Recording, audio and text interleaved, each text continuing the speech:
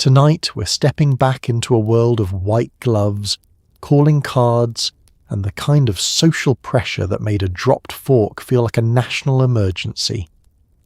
We're talking about the 1950s, specifically what life was really like for housewives navigating a labyrinth of etiquette rules so elaborate they could make your head spin. This was an era when how you poured tea mattered more than what you thought about politics, when unexpected guests meant panic rather than casual hellos, and when being a proper lady required memorizing more rules than most people learn in college. Before we dive in, take a second to like the video and subscribe, but only if you genuinely enjoy these strange little journeys into America's past. And thank you for being here. Drop a comment telling me where you're watching from and what time it is. I know someone out there is settling in at 11:37 p.m, eating crackers in bed, telling themselves this absolutely counts as learning something. Now dim the lights, switch on a fan for that soft white noise breeze, wiggle down under your blanket and get comfortable. Really comfortable. Like you're not moving for an hour unless there's an actual emergency. Because tonight we're exploring a world where housewives lived by codes of conduct so strict they'd make modern etiquette books look like rough suggestions. A world where the wrong shade of lipstick could spark neighbourhood gossip, where thank you notes were practically legal documents, and where serving store-bought cake was considered a minor scandal. Have you ever wondered what it really felt like to wake up knowing your entire day would be judged by invisible standards? How many hours did these women spend worrying about things we barely think about now? Whether their gloves matched their handbag, whether they'd set the table correctly, whether they'd smiled the right amount at church. What was it like trying to keep up appearances when appearances were everything? Did they actually enjoy these elaborate social rituals? Or were they silently counting the minutes until they could kick off their heels and stop performing? What did it feel like to be told, constantly, that being a good woman meant following rules that had nothing to do with who you actually were? And more importantly, could you survive a single day of 1950s housewife etiquette? Could you handle the white gloves, the calling cards, the dinner parties, the constant judgment, the exhausting performance of perfection, and the quiet terror that one slip-up might make you the subject of whispered conversations for weeks? Well, congratulations. You've just woken up in 1953. Your husband has already left for work. The breakfast dishes are waiting. And somewhere in your kitchen drawer is a book of etiquette rules thick enough to stop a door. The neighbours are watching. The standards are impossible, and the day has barely begun. Good luck. You wake up, knowing that before you can leave the house, before you can walk to the corner store, attend a church meeting, or visit your mother, you must put on gloves. Not just any gloves, the right gloves. White cotton for morning errands, pale leather for afternoon calls, and never, ever the same pair you wore yesterday without washing them first.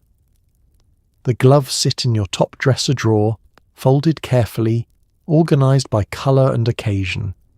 You own at least 6 pairs, maybe more if you've been diligent about birthday gifts and Christmas requests. Each pair serves a specific purpose, dictated by rules no one ever explained but everyone somehow knows. White cotton for casual daytime wear, beige kid leather for luncheons, navy to match your navy suit, black for evening or funerals. The wrong choice marks you as careless, ignorant, or worse, someone who doesn't understand the invisible language of respectability. You pull on the white cotton pair, working each finger in slowly, smoothing the fabric up past your wrists. The gloves are snug, clean, slightly starched. They make your hands feel formal, distant, like they belong to someone else. You flex your fingers, testing the fit.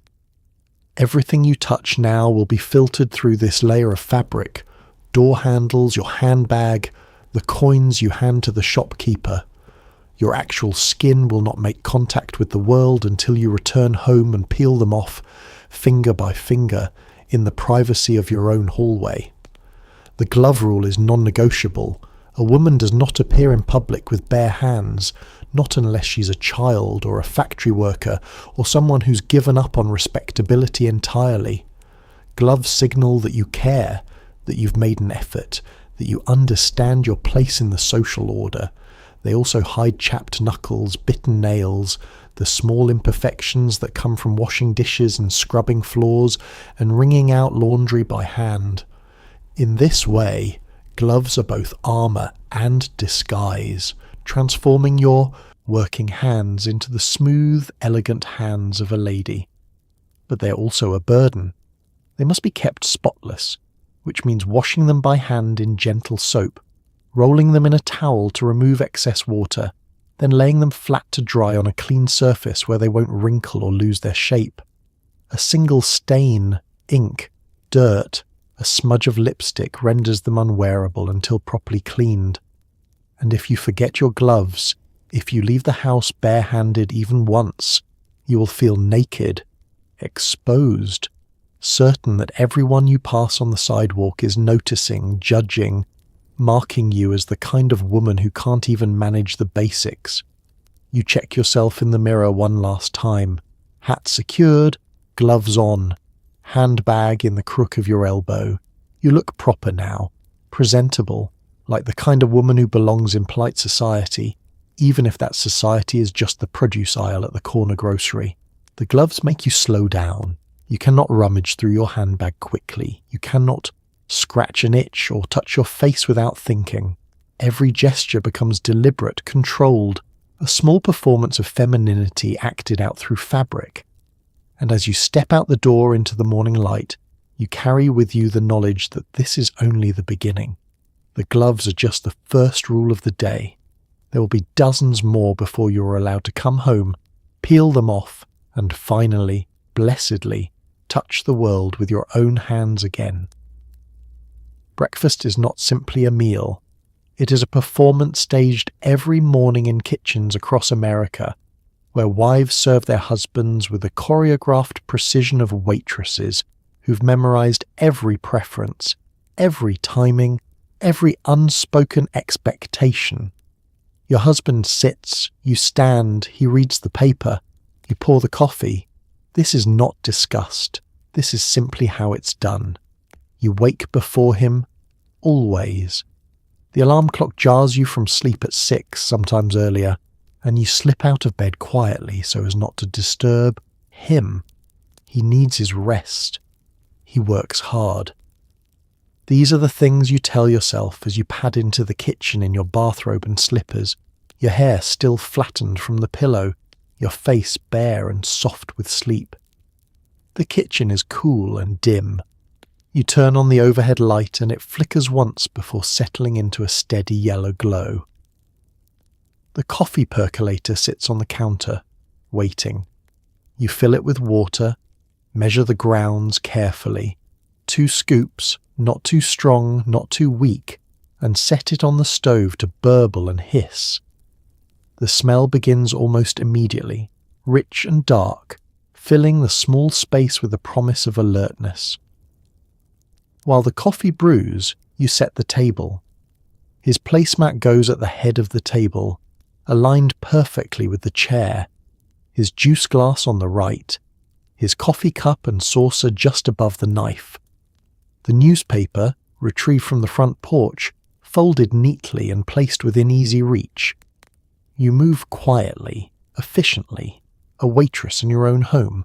Then comes the cooking, eggs, bacon, toast, sometimes oatmeal if it's cold outside, sometimes pancakes on weekends. You crack the eggs into the skillet, watching the whites spread and sizzle, the edges crisping to lacy brown. The bacon spits and pops, filling the air with salt and smoke. You flip the toast at just the right moment, golden but not burned, because burned toast will ruin his morning and therefore yours. By the time he appears in the doorway, hair combed, shirt buttoned, tie knotted, everything is ready. The eggs are plated, the bacon is crisp, the coffee is poured. You smile because smiling is part of the routine, and you ask brightly, "How did you sleep?" He grunts something that might be fine and sits down. You do not sit with him, not yet. You stand at the counter, sipping your own coffee from a chipped mug, watching to make sure he has everything he needs. More coffee, another slice of toast. Is the eggs cooked the way he likes? He eats in silence, scanning the headlines, occasionally making a small noise of disapproval at something the president did or something the union is demanding. You listen without commenting. Your opinions on politics, on the news, on anything beyond the household are not requested and not welcome at the breakfast table.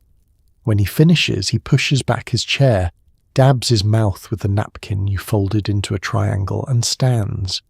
"Good breakfast," he says, which is the closest thing to a compliment you'll receive. You smile again, wider this time, because those two words mean you've succeeded, that the morning performance has gone smoothly, that he will leave for work satisfied. He kisses your cheek, a brief, distracted peck, and heads for the door.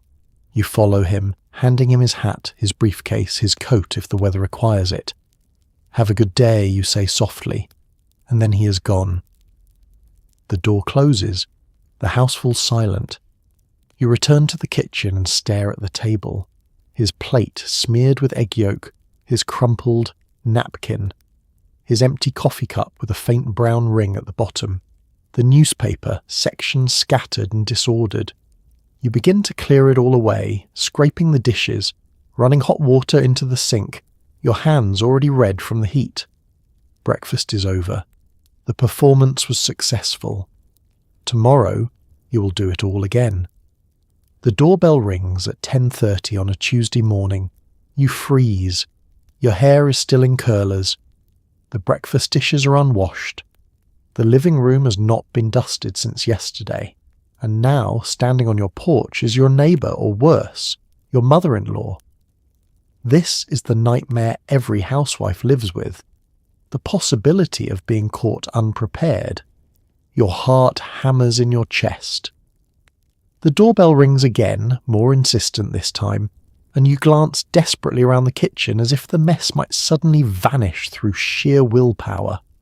Crumbs on the counter, a skillet still greasy on the stove, a dish towel crumpled beside the sink, all evidence that you're not the perfect housewife you're supposed to be. You make a split-second decision. You cannot answer the door like this. You simply cannot. So you tiptoe toward the front window and peek through the curtain, careful not to move the fabric too much, praying whoever is out there doesn't notice the slight flutter of lace. It's Mrs. Henderson from 2 doors down, holding a covered dish and wearing her good coat.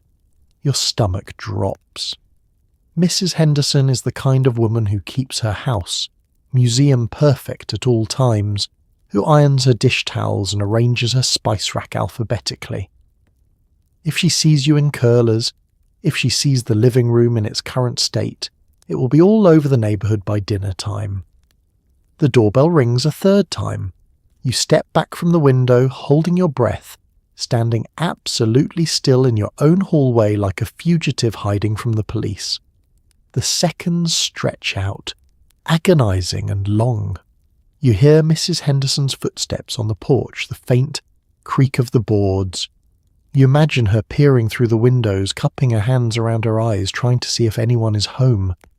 Finally, mercifully, you hear her footsteps retreat down the porch steps. A moment later, a car door slams, an engine starts, and she drives away. You exhale, your whole body sagging with relief. You've escaped. Barely. But the panic lingers, settling into your chest like a cold stone. Because this could happen again. Tomorrow. An hour from now. Any time someone decides to drop by without calling first, which is not considered rude in 1953 but rather neighbourly, friendly, the mark of a close-knit community. You look down at yourself. Bathrobe, slippers, curlers wrapped in a floral scarf. This is how you work, how you clean, how you move through your private morning hours. But private doesn't exist anymore. Not really. Not when your home is supposed to be ready for inspection at all times, when you're supposed to be ready for inspection at all times. You hurry back to the kitchen and begin scrubbing the dishes with frantic energy. glancing toward the front door every few seconds as if Mrs. Henderson might return. You wipe down the counters, you sweep the floor, you carry the curlers into the bedroom and yank them out, finger combing your hair into something resembling a style. By 11 o'clock you are dressed, lipstick applied, apron tied neatly over your day dress. The house is passable now, not perfect but presentable. If someone rings the doorbell now, you can answer it without shame, but the anxiety doesn't leave, it sits with you for the rest of the day, a low hum of dread reminding you that you're never truly alone, never truly off duty. The doorbell could ring at any moment. The neighbours could stop by. Your husband could bring someone home from work without warning, and you must always be ready. Because being caught unprepared isn't just embarrassing, it's a failure, a crack in the perfect facade you're expected to maintain. And in a world where appearances are everything, even one crack can feel like the end of the world. The telephone is not just a communication device. It is a stage where your voice, your tone, your choice of words are all being judged by whoever happens to be on the other end of the line. You answer on the second ring, never the first. You speak clearly but softly. You never ever let anyone hear frustration in your voice, even when the call interrupts dinner preparations, a crying baby, or your one quiet moment of the day. The phone sits on a small table in the hallway, black and heavy, its rotary dial smooth under your fingers from years of use. When it rings, you stop whatever you're doing, folding laundry, peeling potatoes, wiping a child's face, and you walk toward it with measured steps. Not too fast, because answering on the first ring suggests you have nothing better to do than wait by the phone like a desperate woman.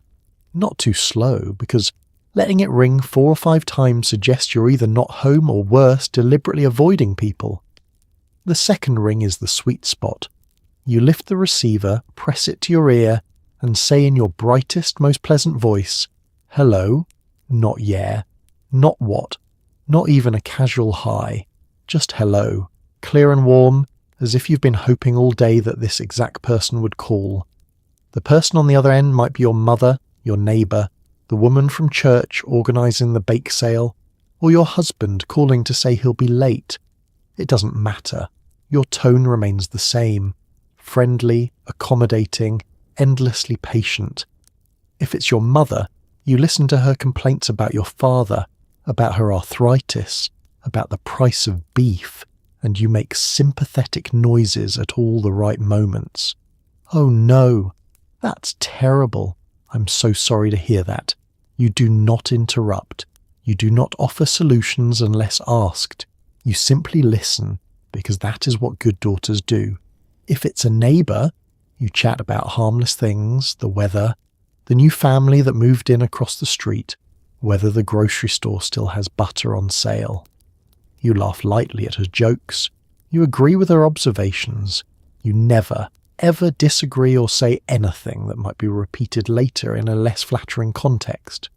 If it's your husband, you shift your tone slightly, softening it even more, adding a note of deference. "Of course, dear. Whatever you think is best. I'll have dinner waiting." You do not ask where he's been or why he's late, or whether he remembered to pick up the milk like he promised. You simply accept the information, adjust your plans accordingly, and tell him you'll see him soon. And if the call comes at an inconvenient time, if you're elbow deep in dishwater or the baby is screaming or the pot on the stove is about to boil over, you give no indication. Your voice remains calm, pleasant, utterly unruffled. Because letting someone hear your stress, your frustration, your exhaustion would be rude. It would suggest that their call is an imposition, and you're not allowed to feel imposed upon.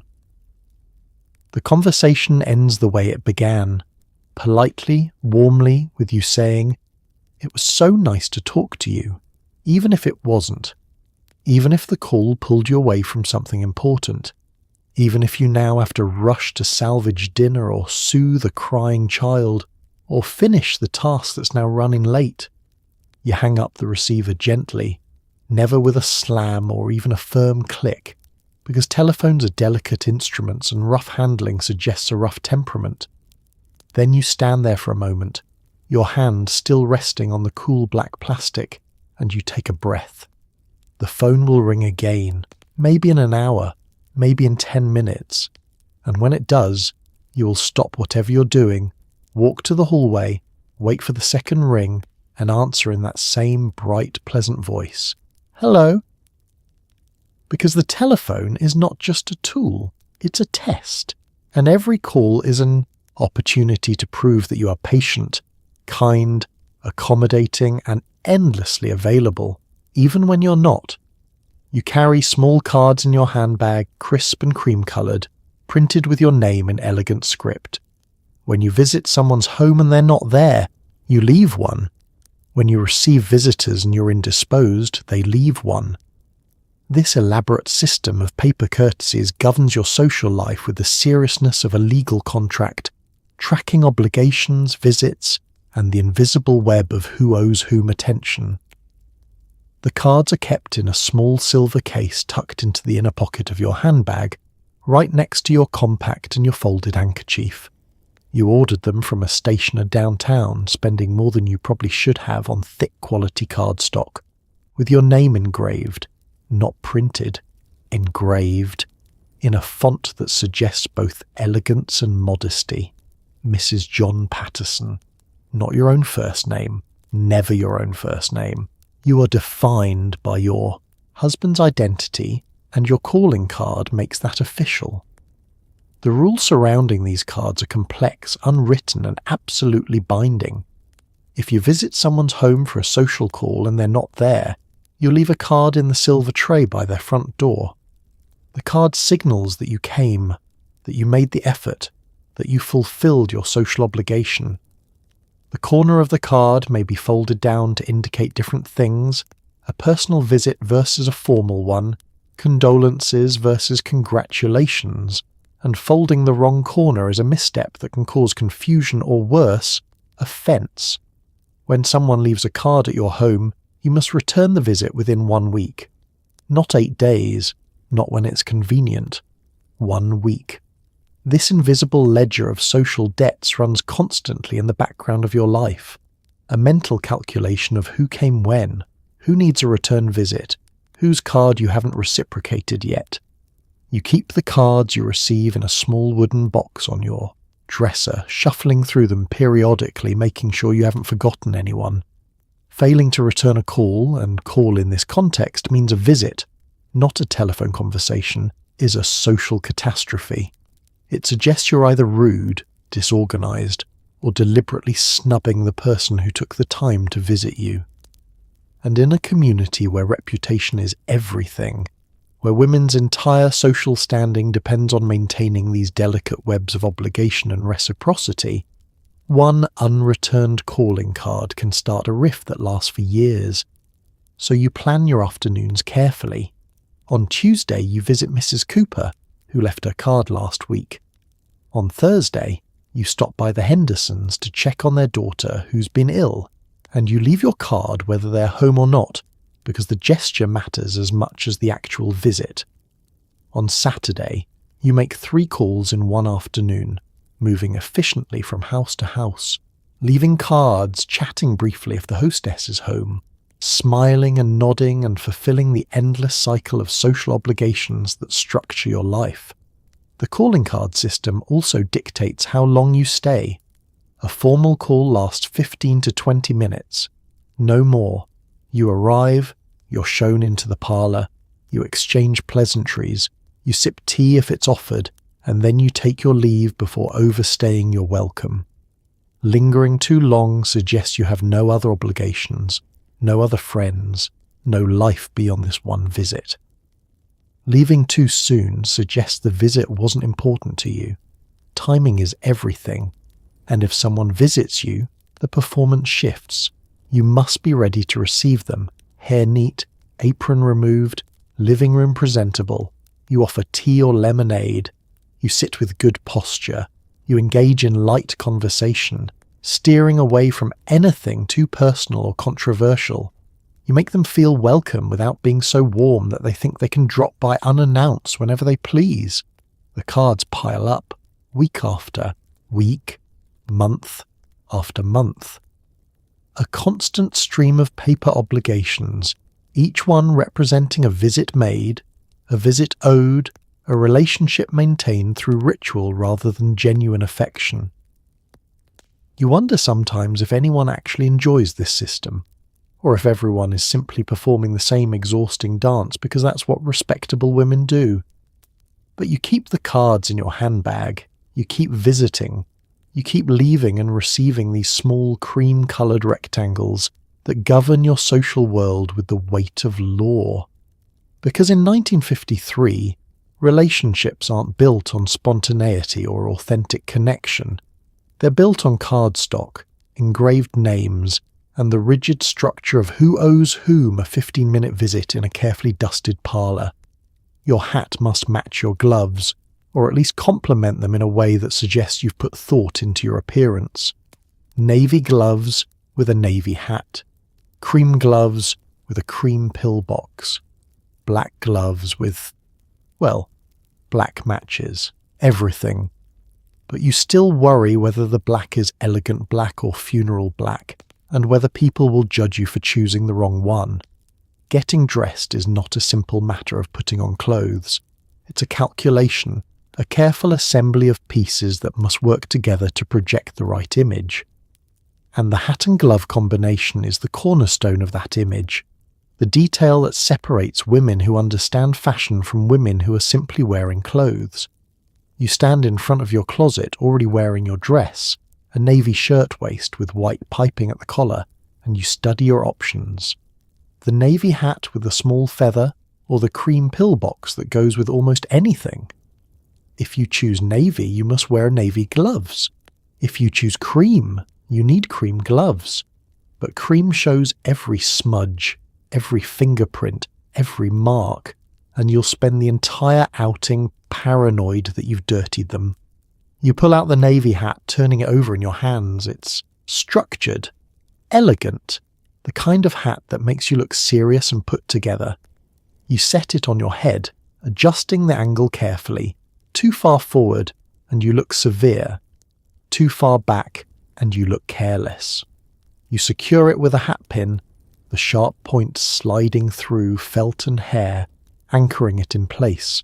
Now the gloves, navy kid skin, soft and buttery, with 3 small buttons at each wrist. You work your fingers into them slowly, smoothing the leather up over your hands, fastening the tiny buttons with the kind of patience you've learned from doing this hundreds of times before. The gloves fit snugly, transforming your hands into something refined, elegant, untouchable. You check yourself in the mirror. Hat, gloves, dress, shoes, all navy or complementary neutrals. You look coordinated, polished. Like a woman who has her life together, even if the reality is that you spent 20 minutes this morning scrubbing the bathroom and your back still aches from yesterday's laundry. But coordination isn't just about looking good. It's about signalling that you care, that you've put thought into your appearance, that you respect yourself and the people you'll encounter enough to present yourself well. A mismatched hat and gloves suggest carelessness, a lack of attention to detail, the kind of sloppiness that makes people wonder what else you're careless about. Your house, your children, your marriage. The rules are never spoken, but they're everywhere. You learn them by watching other women, by noticing who gets complimented and who gets pitying looks, by absorbing the silent language of feminine presentation until it became second nature. There are exceptions, of course. If you're wearing a patterned dress, you can choose a solid coloured hat and gloves that pull from one of the colours in the pattern. If you're dressed for a garden party, a straw hat with pastel gloves is acceptable. But these exceptions have rules too, guidelines about when and where and how, and navigating them requires the kind of mental energy that most people reserve for important decisions. You grab your handbag, navy, naturally, and take one last look in the mirror. Everything matches, everything coordinates, You look like the kind of woman who knows what she's doing, and maybe that's the point. Maybe all of this, the hats, the gloves, the careful coordination, is less about actual fashion and more about creating the illusion of control. If you can match your accessories perfectly, if you can walk out the door looking polished and put together, then maybe people won't notice the exhaustion in your eyes, or the tension in your shoulders, or the fact that you're holding yourself together with sheer willpower and the fear of being judged. You step outside into the bright afternoon. The sun glints off your hat pin, your gloves are smooth and perfect, and for the next few hours you will move through the world looking like you have everything figured out, even if you don't. Shopping for groceries is not a casual errand. You wear your day dress, your good shoes, your lipstick freshly applied. You greet the grocer by name. You smile at the other shoppers. You stand in line with perfect posture, your handbag held just so, because even buying milk and bread is a public appearance, and public appearances require polish, composure, and the constant awareness that someone is always watching. You arrive at the grocery store mid-morning, after the early rush but before the lunch crowd. The parking lot is half full, cars gleaming in the sunlight, women in dresses and heels making their way across the asphalt with careful steps. You check your reflection in the car's side mirror one last time. Lipstick unsmudged, hair in place. And then you walk toward the entrance, your handbag tucked into the crook of your elbow, your grocery list folded neatly in your gloved hand. The automatic doors haven't been invented yet, so you push through the heavy glass door and a small bell chimes overhead. The store smells like floor wax and fresh produce, with an undertone of sawdust from the wooden crates stacked near the vegetables. You grab a cart, checking first to make sure the wheels don't wobble, because pushing a squeaky, misbehaving cart through the store is embarrassing in a way that's hard to explain but impossible to ignore. You move through the aisles with purpose, consulting your list, selecting items with care. Canned tomatoes, you check the label, the price, the condition of the can. Flour, you reach for the familiar brand your mother used, the one that's slightly more expensive but worth it because consistency matters. Laundry soap, butter, eggs, milk. Each item is chosen thoughtfully, placed gently into the cart, arranged so nothing will tip or roll or make your cart look chaotic.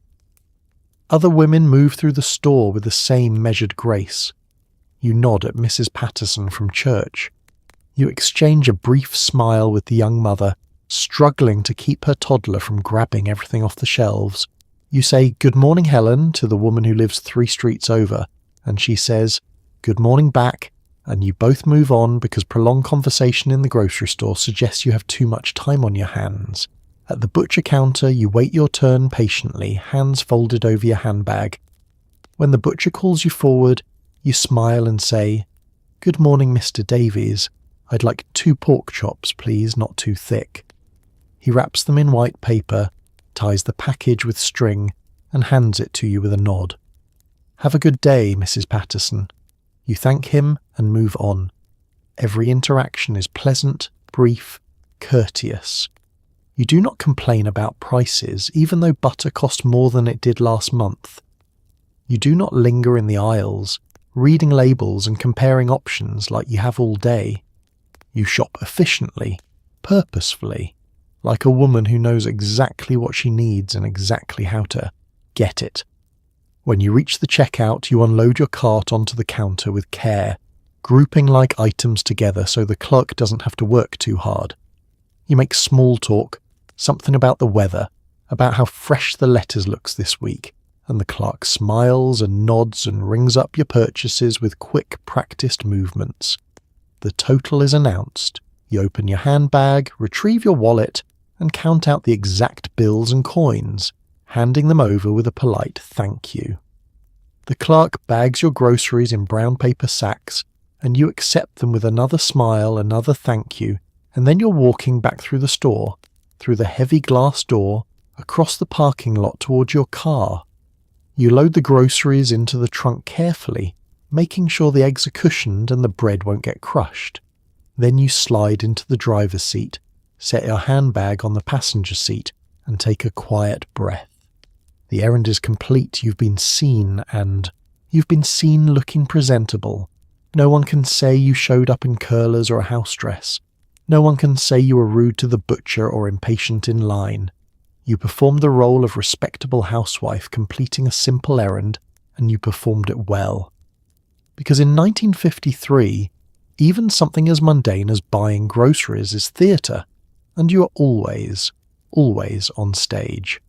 Every gift, every dinner invitation, every small kindness requires a handwritten thank you note, delivered within 48 hours, not a phone call, not a casual mention next time you see them, a note, written in blue or black ink, never pencil, on appropriate stationery, folded correctly, sealed properly, and mailed with the same seriousness you'd use for a mortgage payment. The stationery box sits on your writing desk in the corner of the living room, a small wooden box with a hinged lid that your mother gave you as a wedding gift. Inside are sheets of cream-coloured paper, matching envelopes, and a fountain pen that you refill carefully from a bottle of midnight blue ink. Writing thank you notes is not optional. It is a social obligation as binding as showing up to church or paying your bills. You sit down at the desk on Wednesday afternoon, after the lunch dishes are washed, and before you need to start dinner preparations. Last night you attended a dinner party at the Miller's, and this morning a package arrived from your aunt containing a set of embroidered dish towels. Both require acknowledgement. Both require notes written by hand in your neatest penmanship, expressing gratitude in language that sounds sincere but not overly effusive. You pull out a sheet of stationery and smooth it flat on the desk. The pen uncaps with a soft click. You pause, considering your words, because thank you notes follow formulas that must be observed. Too brief and you seem ungrateful. Too long and you seem insincere.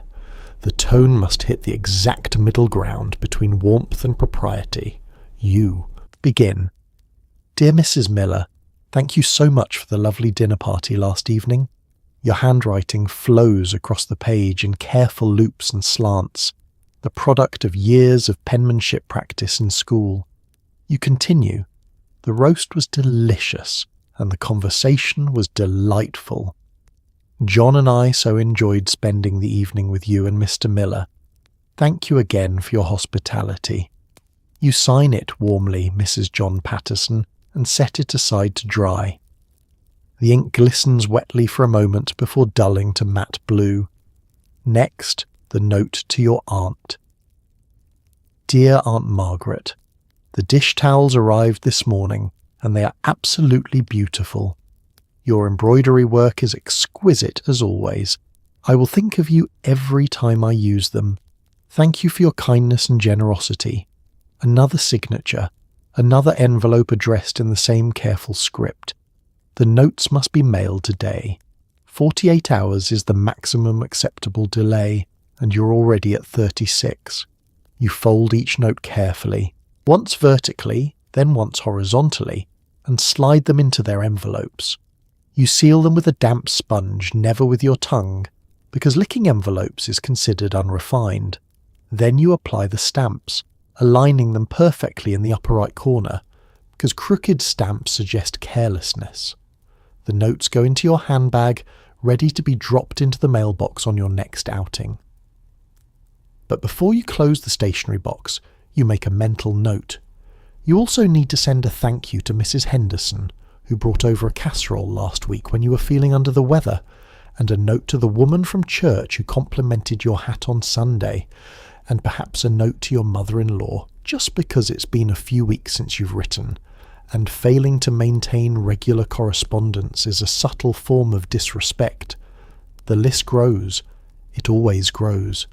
Every kindness, every gesture, every small interaction generates another obligation, another note that must be written, another envelope that must be addressed and stamped and mailed within the acceptable time frame, and the notes must be handwritten. Always. A typed note suggests you couldn't be bothered to put in the effort, that your gratitude is mechanical rather than heartfelt. A phone call, while acceptable in some circumstances, doesn't leave a physical record of your appreciation, doesn't give the recipient something they can hold and reread and show to others as proof that you are a thoughtful, well-mannered woman. You close the stationery box and return the pen to its place. Your hand aches slightly from gripping the pen so carefully, from forming each letter with precision. But the ache is worth it. The notes are written. The obligations are met. Your reputation as a courteous, grateful person remains intact. Because in 1953, gratitude is not just a feeling.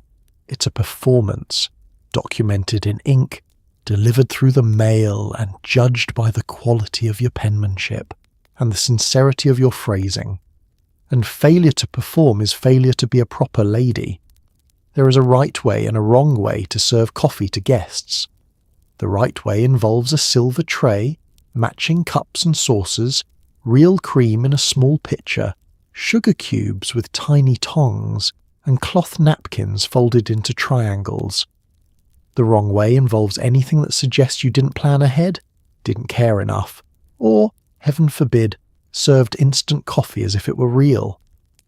When guests are coming, the coffee service becomes a production that requires advanced preparation, careful attention to detail, and a working knowledge of the unspoken rules that govern hospitality. You begin hours before anyone arrives, polishing the silver tray until it gleams, washing the good china cups, the ones with the delicate floral pattern that you only use for company, and ironing the linen napkins that have been folded and stored in the sideboard since the last time you entertained. The coffee itself must be freshly brewed, strong but not bitter, aromatic enough to fill the living room with the warm, welcoming smell that signals sophistication and care. You measure the grounds carefully, using the percolator rather than the everyday drip pot, because the percolator produces a richer, more robust brew that looks impressive when poured from a height. The tray is arranged with precision. The cream pitcher on the right, filled with real cream, not milk. Sugar cubes in a small bowl with silver tongs resting beside them. Never a spoon, because spoons are for stirring, not serving. The cups and saucers arranged in a neat row, handles all pointing in the same direction. Napkins folded into perfect triangles, one for each guest, placed just so. When your guests arrive and settle into the living room, you excuse yourself to the kitchen, retrieve the tray, and carry it in with both hands, walking slowly to avoid any rattling or spilling. You set the tray on the coffee table with a practiced smile, and say, "I thought we could have some coffee?" Your guests murmur their appreciation, and you begin the ritual of serving. Cream and sugar? You ask each person individually, pouring the coffee first, then adding cream or sugar according to their preference, stirring gently with a silver spoon before handing them the cup and saucer. You do not let them serve themselves. That would suggest informality, casualness, a lack of proper hostessing. The cups must be filled 3/4 full, not too full, which suggests greed or carelessness, and not too empty, which suggests stinginess. The saucers must be clean, free of drips or stains. The napkins must be distributed along with the cups, because guests need something to dab their lips or catch any drops. And the coffee must be real, percolated, brewed from grounds rich and dark. Serving instant coffee, those newfangled crystals you mix with hot water, is a shortcut that marks you as lazy, unsophisticated, someone who doesn't understand the difference between convenience and quality. Instant coffee is for weekday mornings when you're alone. It is never, ever for guests. As your guests sip their coffee, you watch carefully, ready to refill cups before they're empty, to offer more cream or sugar, to ensure that everyone is comfortable and satisfied. You sip your own coffee sparingly, because your role is not to enjoy the coffee, but to facilitate everyone else's enjoyment. The conversation flows around the coffee service. Light topics, pleasant subjects, nothing too heavy or controversial. The coffee acts as a prop, something to hold, something to sip, a reason to pause and gather your thoughts before speaking. It's both beverage and social lubricant, a ritual that structures the visit and provides a sense of occasion. When the visit ends and your guests depart, you carry the tray back to the kitchen and begin the process of cleaning up. The cups must be washed by hand, never in the sink with the everyday dishes. The silver must be wiped clean and polished again before being stored. The napkins must be checked for stains, treated if necessary, and returned to the sideboard. The entire performance, polishing, brewing, serving, cleaning, takes hours when you add it all together. But it's necessary. It's expected. Because serving coffee properly is not just about providing caffeine. It's about demonstrating that you are a capable hostess, a woman who understands the rituals of hospitality, someone who cares enough about her guests to put in the effort. And in a world where women are judged by the smoothness of their coffee service, as much as by the cleanliness of their homes, cutting corners is not an option. The coffee must be perfect. The presentation must be flawless. Because anything less would be a failure. Your lipstick must never be applied in public. Not at the dinner table, not in a restaurant, not even quickly in your car. If your lipstick fades, you excuse yourself to the powder room, reapply behind a closed door, blot carefully, check your teeth, and return to the table as if nothing happened. To touch up your lipstick in front of others is considered vulgar, intimate, something only showgirls and questionable women would do. The lipstick tube sits in your handbag, tucked into a small inner pocket alongside your compact and a folded handkerchief. You know it's there. You can feel its weight, its presence, a small metal cylinder of deep red or soft pink that holds the power to transform your face from tired and washed out to polished and put together. But you cannot reach for it here, not now, not while sitting at the lunch counter with your neighbour or waiting in the lobby of the doctor's office. You feel your lips growing dry, the colour fading with each sip of water, each dab of your napkin. You resist the urge to press your lips together, to run your tongue over them, because both gestures draw attention to your mouth in ways that feel immodest. Instead, you wait. You make polite conversation. You smile carefully, aware that your smile now reveals pale, naked lips instead of the carefully painted pout you left the house with. Finally, there's a break in the conversation. Your neighbour excuses herself to use the restroom and you take the opportunity to do the same. "I'll just be a moment," you say, rising from your seat with your handbag in hand. No one questions this. Women excuse themselves to the powder room constantly, and everyone understands why, even if the reason is never spoken aloud. The restroom is small, tiled in pale green, with a mirror above the sink and a faint smell of floral soap. You set your handbag on the narrow shelf beneath the mirror and retrieve your lipstick. The metal case is smooth and cool in your hand.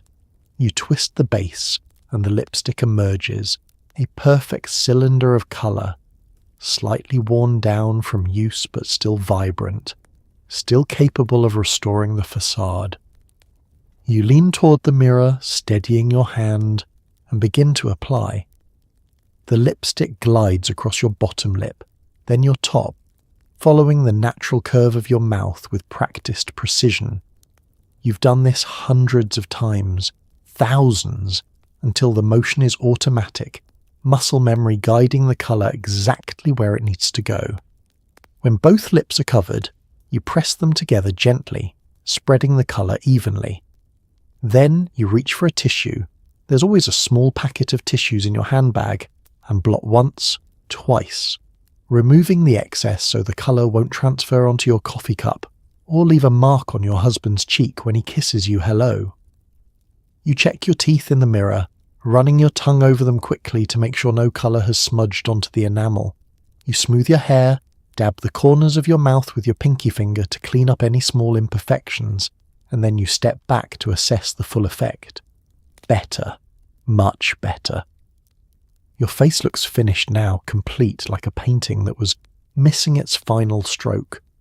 The lipstick doesn't just add colour, it adds confidence, a sense of pulled-together composure that makes you feel ready to face the world again. You tuck the lipstick back into your handbag, dispose of the tissue, and wash your hands even though you didn't technically need to. Then you return to the table, sliding back into your seat with a calm smile, as if you'd simply stepped away for a moment and nothing of consequence happened. Your neighbour returns a moment later, her own lips freshly painted, though neither of you acknowledges it. This is the silent agreement among women. We all know what happens in the powder room, but we pretend it's a mystery, a private ritual that doesn't bear discussing. The rule is clear.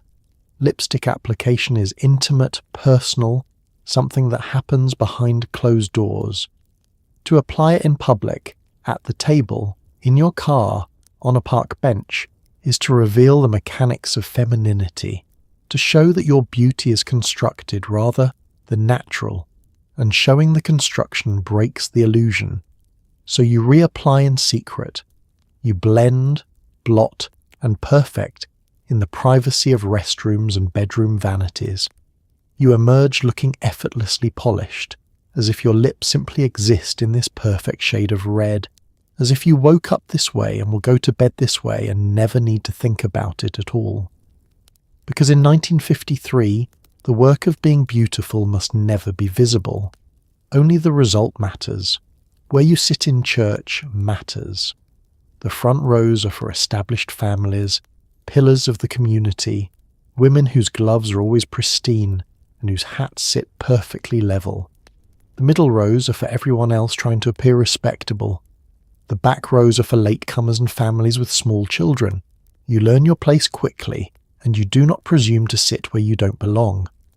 The first time you attended services after moving to the neighbourhood, you made the mistake of choosing a seat too far forward. You didn't know. How could you? The pews all looked the same, polished wood, hymnals tucked into holders, enough space for a family of 5 if everyone sat close. You slid into the 4th row, smoothed your skirt and waited for the service to begin. The look started immediately. A woman across the aisle glanced at you, then away, her mouth pursing slightly. Another woman whispered something to her husband, who turned to stare. You felt your face grow warm, a creeping awareness that you'd done something wrong, broken some invisible rule you hadn't known existed. After the service, your neighbour, the one who had invited you in the first place, pulled you aside gently. The front rows are usually for the founding families, she explained, her voice low and kind. The Hendersons, the Coopers, the Millers, they've been here since the church was built. You nodded, embarrassed, apologising even though you weren't sure what you were apologising for. The next Sunday you sat in the 8th row. No one stared, no one whispered. You'd learned your place. The hierarchy is never announced, never written down, but it's absolute. The first 3 rows belong to the families who have been attending for generations, whose names are on plaques in the fellowship hall, whose donations built the new Sunday school wing. They arrive early, claim their spots, and sit with the kind of confidence that comes from belonging. The middle rows, rows 4 through 12, are for the rest of the congregation. Teachers, shopkeepers, young families still building their reputations. You fit here. You're respectable enough to be present, but not established enough to sit closer to the pulpit. You wear your good dress, your coordinated hat and gloves, and you sing the hymns with enthusiasm, but not so loudly that you draw attention. The back rows are for people who arrive late, who couldn't find a babysitter, whose children might cry or fidget during the sermon. Sitting in the back is both practical and symbolic. It says you know your presence is slightly disruptive, that you're being considerate by staying out of the way. Young mothers cluster there, bouncing babies on their laps, whispering shushing sounds, ready to slip out quickly if a child becomes too loud. And then there are the side pews, the ones along the walls which are for elderly widows, for people attending alone, for anyone who doesn't quite fit into the family-centered middle section. You see them sitting there, week after week, always in the same spot, their faces familiar but their names unknown. The seating arrangement is more than just tradition. It's a physical map of the community's social structure, a weekly reminder of who matters and who doesn't, who's established, and who's still proving themselves. You can tell everything about a family's status by where they sit, their wealth, their history, their standing in the community. You've accepted your place in row 8. You arrive 15 minutes early to ensure you get a spot that's not too close to the aisle. Aisle seats are for people who might need to leave quickly, but not too far in, which would suggest you're trying to hide. You sit with good posture, your handbag in your lap, your hymnal ready. During the service, you're aware of the women in the front rows. You notice their hats, their posture, the way they sing without looking at the hymnal because they've memorized every word. You notice how the pastor greets them by name after the service, how people defer to them during coffee hour in the fellowship hall. You wonder sometimes what it would feel like to sit up there, to belong so completely that your place in the church is as assured as your place in heaven. But mostly you just accept the 8th row as yours, settling into it week after week, singing and praying and hoping that someday, maybe, your children or grandchildren will move forward a few rows. Because in 1953, even your relationship with God has a seating chart, and you know better than to challenge it. If someone invites you to dinner, you must reciprocate within 2 weeks, not next month, not whenever it's convenient. 2 weeks. This invisible ledger of social debts governs every friendship, every neighbourly relationship, every connection. You track who came to your home, when, and what you served, because failing to return the invitation is not just rude, it's social suicide. You keep a small notebook in your kitchen drawer, tucked between the dish towels and the box of birthday candles. The notebook is spiral bound, the cover slightly grease-stained from being handled with cooking hands, and inside is a record of every social obligation you've incurred over the past year. The entries are simple but thorough. September 12. Dinner at the Miller's. Roast chicken, green beans, cherry pie. Must reciprocate by September 26. You draw a small check box next to each entry, checking it off only when the obligation has been fulfilled, the dinner returned, the debt cleared. The system is exhausting but necessary. Without it, you'd lose track. You'd forget that Mrs. Henderson had you over for bridge last month, or that the Coopers hosted a barbecue in July that you still haven't reciprocated. And forgetting is dangerous. It marks you as disorganized, ungrateful, the kind of woman who takes without giving, who accepts hospitality without understanding that hospitality is never free. So you plan carefully. The Millers had you over 2 weeks ago, which means you need to invite them back soon. You flip through your calendar, checking for conflicts, looking for a weekend that's not too close to any holidays or school events. Saturday the 26th looks promising. You'll serve pot roast, familiar enough not to be intimidating, special enough to show you put in effort. You make a mental grocery list. Beef, potatoes, carrots, onions, rolls, ingredients for a cake. You'll need to clean the house thoroughly, polish the silver, iron the tablecloth. The planning begins immediately, even though the dinner is still a week and a half away, because proper hosting requires preparation, foresight, and attention to detail. But even as you plan the Miller's dinner, you're aware of other obligations piling up. The Hendersons invited you for coffee last week. That needs a return invitation, though coffee is less formal than dinner, so you have a bit more flexibility. The Johnsons had you over for a Sunday lunch in August. That one is overdue, and you're starting to worry that they've noticed, that they're silently judging you for the delay. The ledger is never balanced. As soon as you fulfill one obligation, another appears.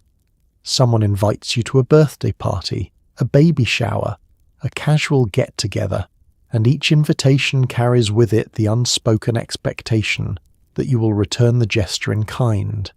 The cycle never ends, and the stakes are high. If you fail to reciprocate, people notice.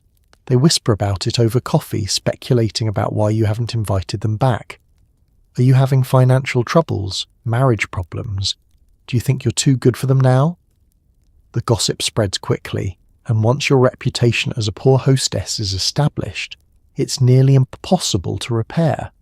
So you push through the exhaustion, you plan dinners you can barely afford, you clean your house until your back aches, you smile and serve and make small talk and pretend that hosting is a joy rather than an obligation.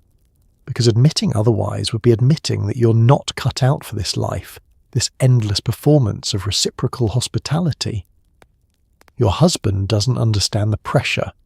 When you mention that you need to have the Millers over, he shrugs and says, "Sure, whenever," as if timing doesn't matter, as if 2 weeks versus 3 weeks versus next month is all the same. But it's not the same. The timing matters, the details matter, the entire invisible structure of social relationships depends on these small gestures being executed correctly, promptly, and with appropriate grace. You close the notebook and tuck it back into the drawer. Saturday the 26th, pot roast, the Millers. You'll send an invitation this week, a phone call probably, since a written invitation for a casual dinner party would be overly formal. You'll suggest 7 o'clock.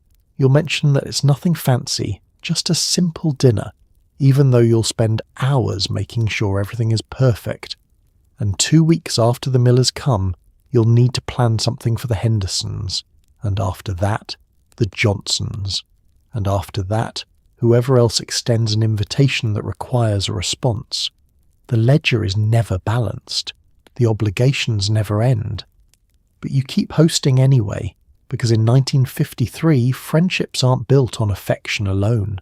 They're built on dinner parties, returned invitations, and the careful maintenance of social debts that must always be repaid. Your table must be set with mathematical precision. Forks on the left, knife and spoon on the right, blade facing inward, water glass above the knife, bread plate to the left, napkin folded just so. One wrong placement and your guests will notice, and they will tell their friends, and by next Tuesday everyone at church will know you don't know how to set a proper table. You stand in your dining room an hour before guests are scheduled to arrive, surveying the blank canvas of the table. The tablecloth is already in place, white linen pressed until every crease is sharp and exact, spread smoothly without a single wrinkle or pucker. Now comes the real work, the setting. You begin with the plates, dinner plates first, positioned exactly 1 inch from the edge of the table, centered in front of each chair. You use a ruler for the first one, measuring carefully, then eyeball the rest, trusting your experience to maintain consistency. The plates are your good china, white with a delicate gold rim, the pattern your mother-in-law gave you as a wedding gift. You handle them carefully, checking each one for chips or smudges before setting it down. Next, the silverware. This is where most women make mistakes, where the uninitiated reveal their ignorance. You've studied this, practiced it, internalized the rules until you could set a table in your sleep, forks on the left. If you're serving a salad course, the salad fork goes on the outside, then the dinner fork closer to the plate. The logic is simple, guesswork from the outside in, using the outermost utensil first and progressing inward with each course. You place each fork with care, lining up the handles so they're parallel to the edge of the table, spaced evenly, knife and spoon on the right. The knife goes closest to the plate, blade facing inward toward the plate, never outward toward the guest.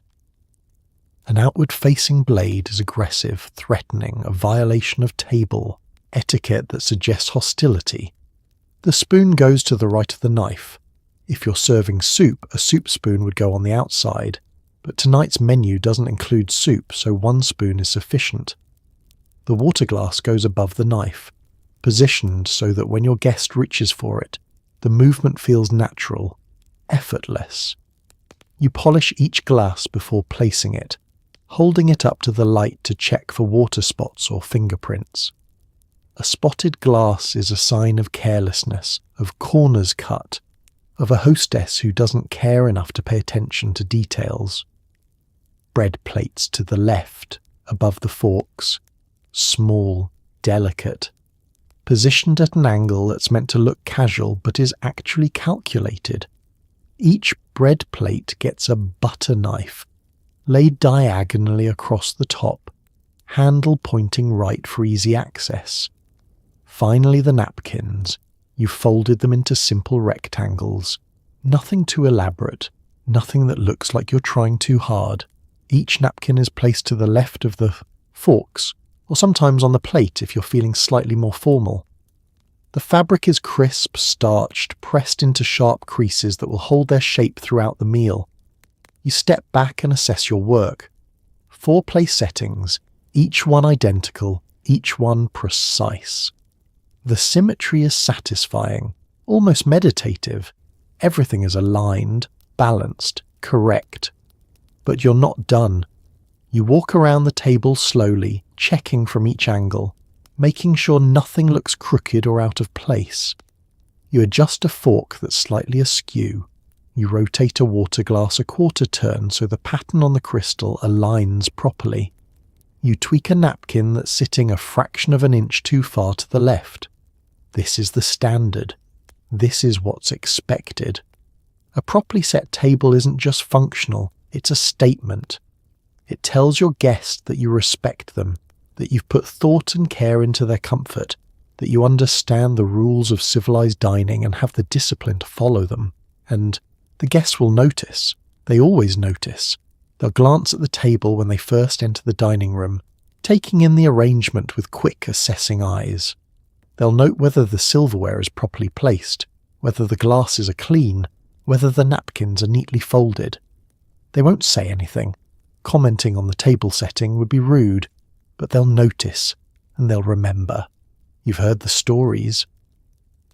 Mrs. Thompson down the street once set a table with a knife blade facing outward, and people talked about it for weeks.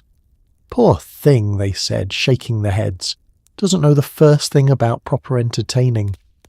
The judgment was swift, merciless, enduring. You will not be Mrs. Thompson. Your table is perfect. The measurements are exact. The symmetry is flawless. When your guests arrive and take their seats, they will find everything exactly where it should be, and they will eat their meal in comfort, never once having to search for a utensil or wonder which glass is theirs.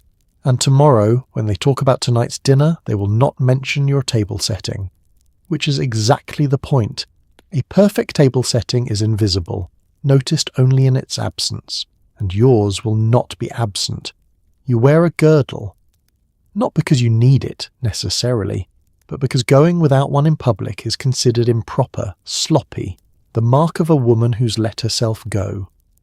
The girdle squeezes, pinches, restricts your breathing, makes sitting uncomfortable and standing exhausting. But you wear it anyway, because a smooth silhouette matters more than comfort, dignity more than oxygen. The girdle hangs in your closet beside your brasiers and slips, a flesh-coloured cylinder of elastic and boning that looks medieval and feels worse. Some days you stare at it with something close to hatred, knowing that once you put it on, you'll spend the next 8 hours in a state of compressed discomfort, your body held rigid by industrial-strength elastic. But you reach for it anyway. You step into it carefully, pulling it up over your hips, wiggling and tugging until it settles into place around your waist and thighs. The elastic digs in immediately, creating red marks on your skin, compressing your stomach and hips into a smooth, unnatural shape. You fasten the garters, metal clips that attach to your stockings, holding them taut against your legs. The whole contraption is complicated, uncomfortable, and utterly necessary. Without it, your dress would cling to your natural shape, revealing the slight curve of your stomach, the roundness of your hips, the soft places that women are supposed to have but are not supposed to show. The girdle creates the illusion of perfection. It smooths away any evidence that you have organs, that you eat food, that your body is soft and human rather than sculpted and artificial. It transforms you into the idealized female form that magazines and movies insist is normal, even though achieving it requires squeezing yourself into a torture device every single morning. You take a shallow breath, the only kind the girdle allows, and pull your dress on over it. The dress fits perfectly now, skimming over your compressed body without a single bulge or wrinkle. You look trim, put together, appropriately feminine. No one would ever guess that underneath the smooth fabric is a woman who can't breathe properly and has lost feeling in her lower abdomen. The girdle is a secret shared by all respectable women. You know Mrs. Henderson wears one because you've seen the garter clips peeking out beneath her skirt when she bends over. You know the younger women at church wear them because their figures are impossibly smooth, too perfect to be natural. Everyone wears them, and everyone pretends they don't, maintaining the fiction that women's bodies simply exist in these rigid, compressed shapes without any mechanical assistance. Going without a girdle is unthinkable. It would be like leaving the house, without a bra or with curlers still in your hair, a lapse so shocking that people would question your mental state. Only very old women or very poor women go without girdles, and even they face judgment for it. Whispers about how they've given up, how they no longer care about their appearance, so you wear it. Every day. To the grocery store, to church, to dinner parties, to the doctor's office, where you can barely breathe deeply enough for the nurse to get an accurate blood pressure reading. You wear it until your skin is marked with red welts, until your back aches from holding yourself unnaturally straight, until you feel like you might faint from the combination of restriction and summer heat. And when you finally come home at the end of the day, the first thing you do before you start dinner, before you check the mail, before you do anything else, is escape to your bedroom, close the door, and peel the girdle off with a gasp of relief so profound it's almost embarrassing. The elastic releases. Your skin expands. Your lungs fill completely for the first time in hours. You look down at your body, soft, round, marked with red lines where the girdle pressed into your flesh, and for just a moment you let yourself exist in your natural shape. But the freedom is temporary. Tomorrow morning you'll put the girdle on again, and the morning after that, and every morning for the rest of your life, or at least until you're old enough that people no longer expect you to maintain the illusion. Because in 1953 comfort is negotiable, appearance is not, and a smooth silhouette is worth any amount of suffering. When meeting someone new, you do not offer your hand first. You wait. If they offer theirs, you accept it lightly, a brief touch, nothing firm or assertive. A strong handshake on a woman is considered masculine, aggressive, unladylike. So you soften everything, your grip, your voice, your presence, until you become a gentle, forgettable impression rather than a person. You're at a church social, standing near the refreshment table with a glass of punch in your hand when someone's husband approaches.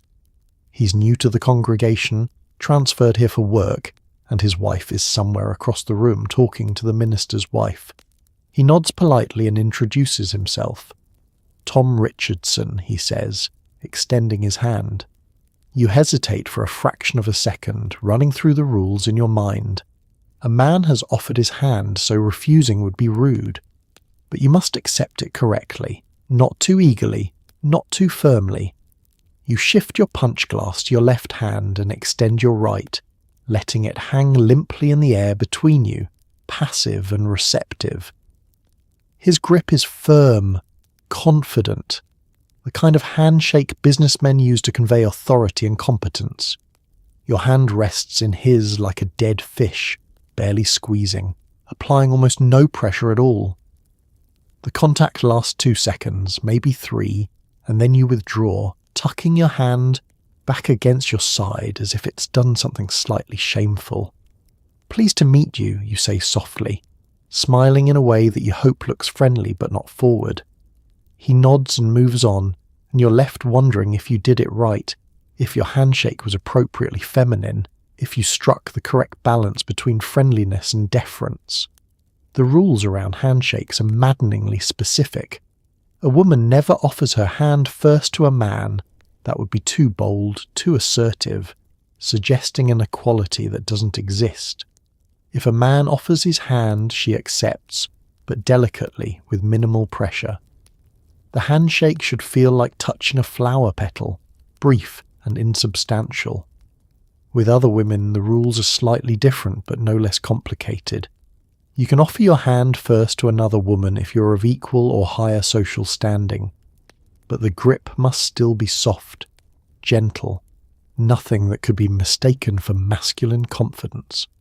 A firm handshake between women suggests you're trying too hard, competing in ways that women aren't supposed to compete. You've practiced this.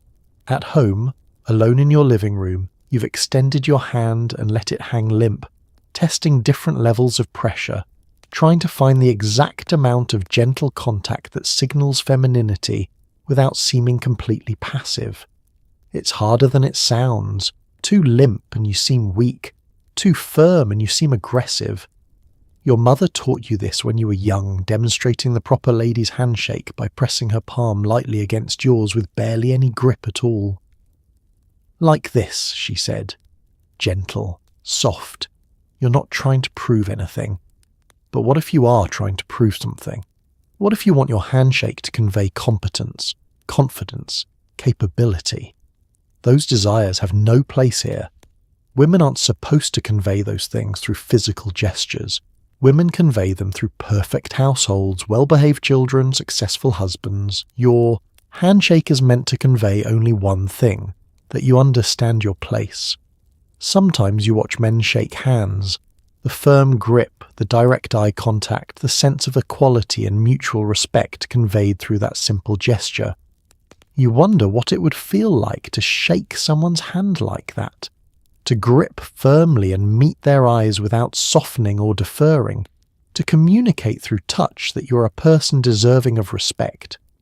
But you already know the answer. It would feel like a transgression.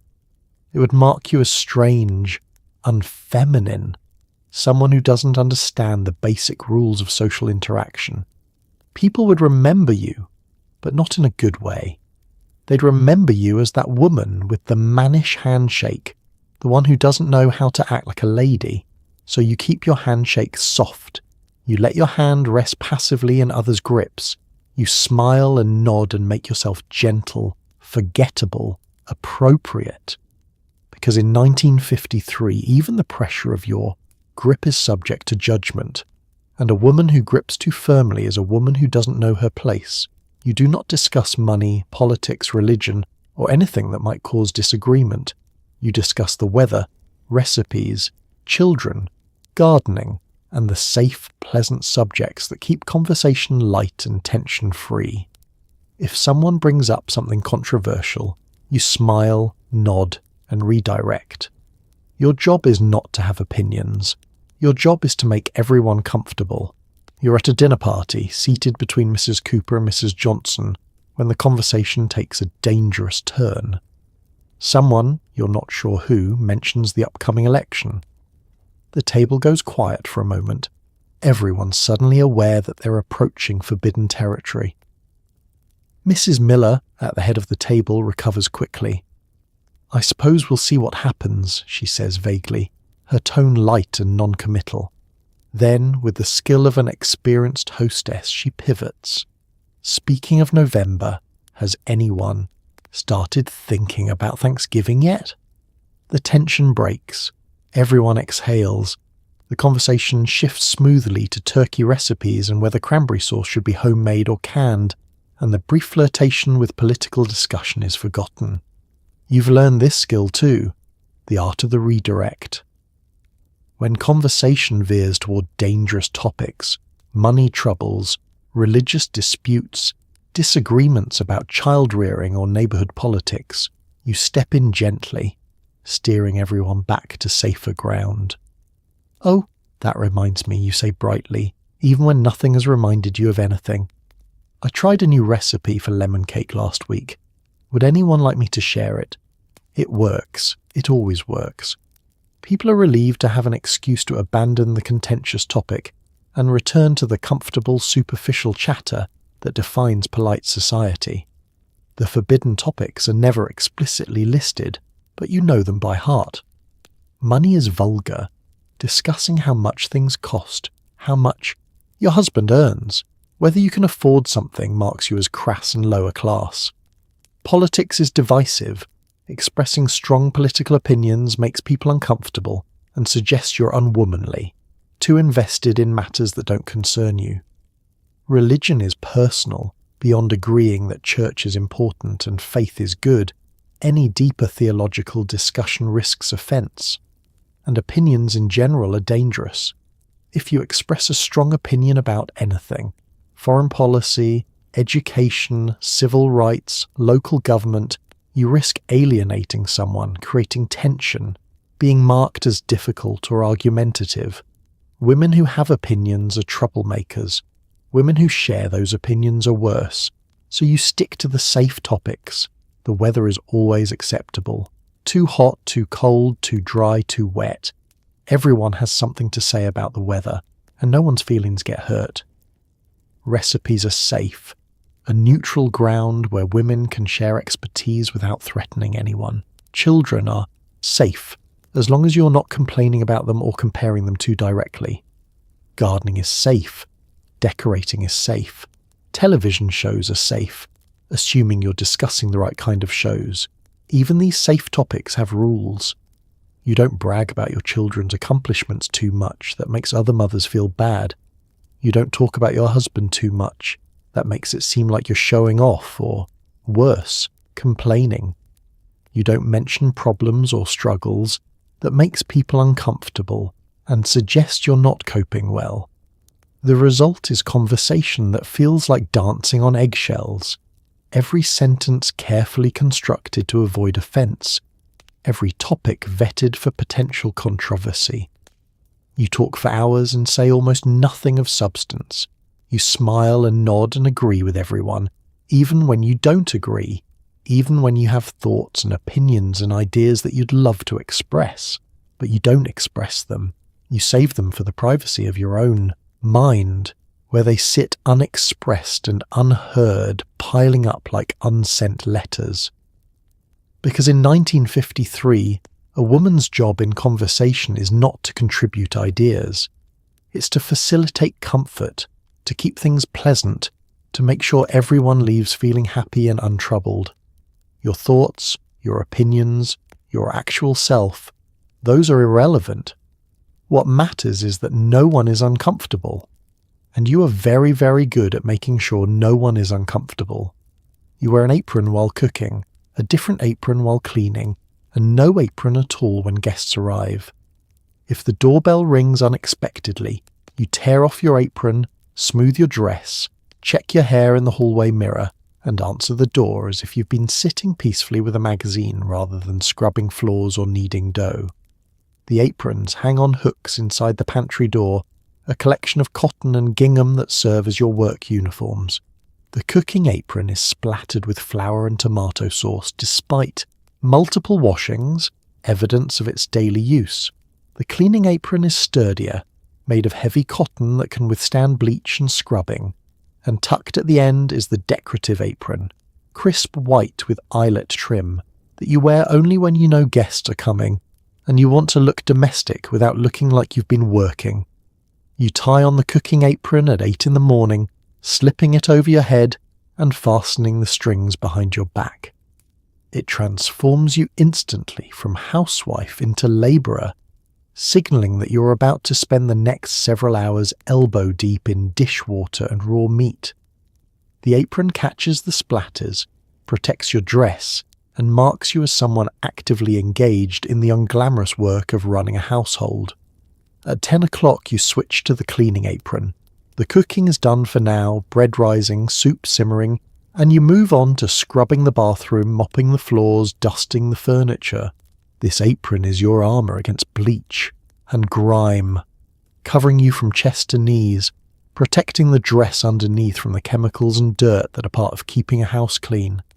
You're on your hands and knees scrubbing the kitchen floor when the doorbell rings. Panic floods through you. You're not ready. Your hair is coming loose from its pins.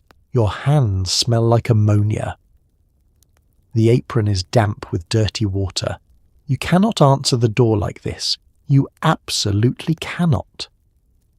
You scramble to your feet, untying the apron as you move, pulling it over your head and balling it up in your hands. You shove it into the pantry, then rush to the hallway mirror. Your reflection is alarming. Flushed face, loose hair, a smudge of something on your cheek. You lick your finger and rub at the smudge. You tuck the loose strands of hair back into place. You smooth your dress, checking for wrinkles or wet spots. The doorbell rings again. You take a breath. Compose your face into a pleasant smile and open the door. It's Mrs. Henderson, holding a plate of cookies. "I was just in the neighbourhood," she says brightly. "How lovely," you reply, stepping aside to let her in. Your heart is still racing, but your voice is calm, welcoming. "Please, come in." "I was just about to make some tea." She follows you into the living room. Thankfully, you cleaned it yesterday, and you excuse yourself to the kitchen. You put the kettle on, rinse your hands thoroughly to remove the smell of ammonia, and quickly tie on the decorative apron. When you return with the tea tray, you look like a woman who's been pottering peacefully in her kitchen, not someone who was on her knees scrubbing floors 5 minutes ago. The performance is successful. Mrs. Henderson never knows. She sips her tea, nibbles a cookie, and chats about the church bake sale, completely unaware that your knees still ache from the hard tile floor or that your hands are red and raw from cleaning. This is the dance you do multiple times a day. Apron on, apron off. Work mode, presentation mode. The real you and the public you, separated by a thin layer of cotton. The work is constant, but it must be invisible. No one is supposed to see you scrubbing or sweating or struggling.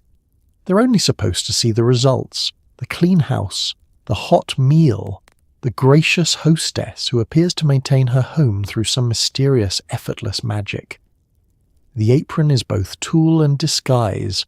With it on, you're a worker, hands dirty, face flushed, engaged in the real labour of homemaking.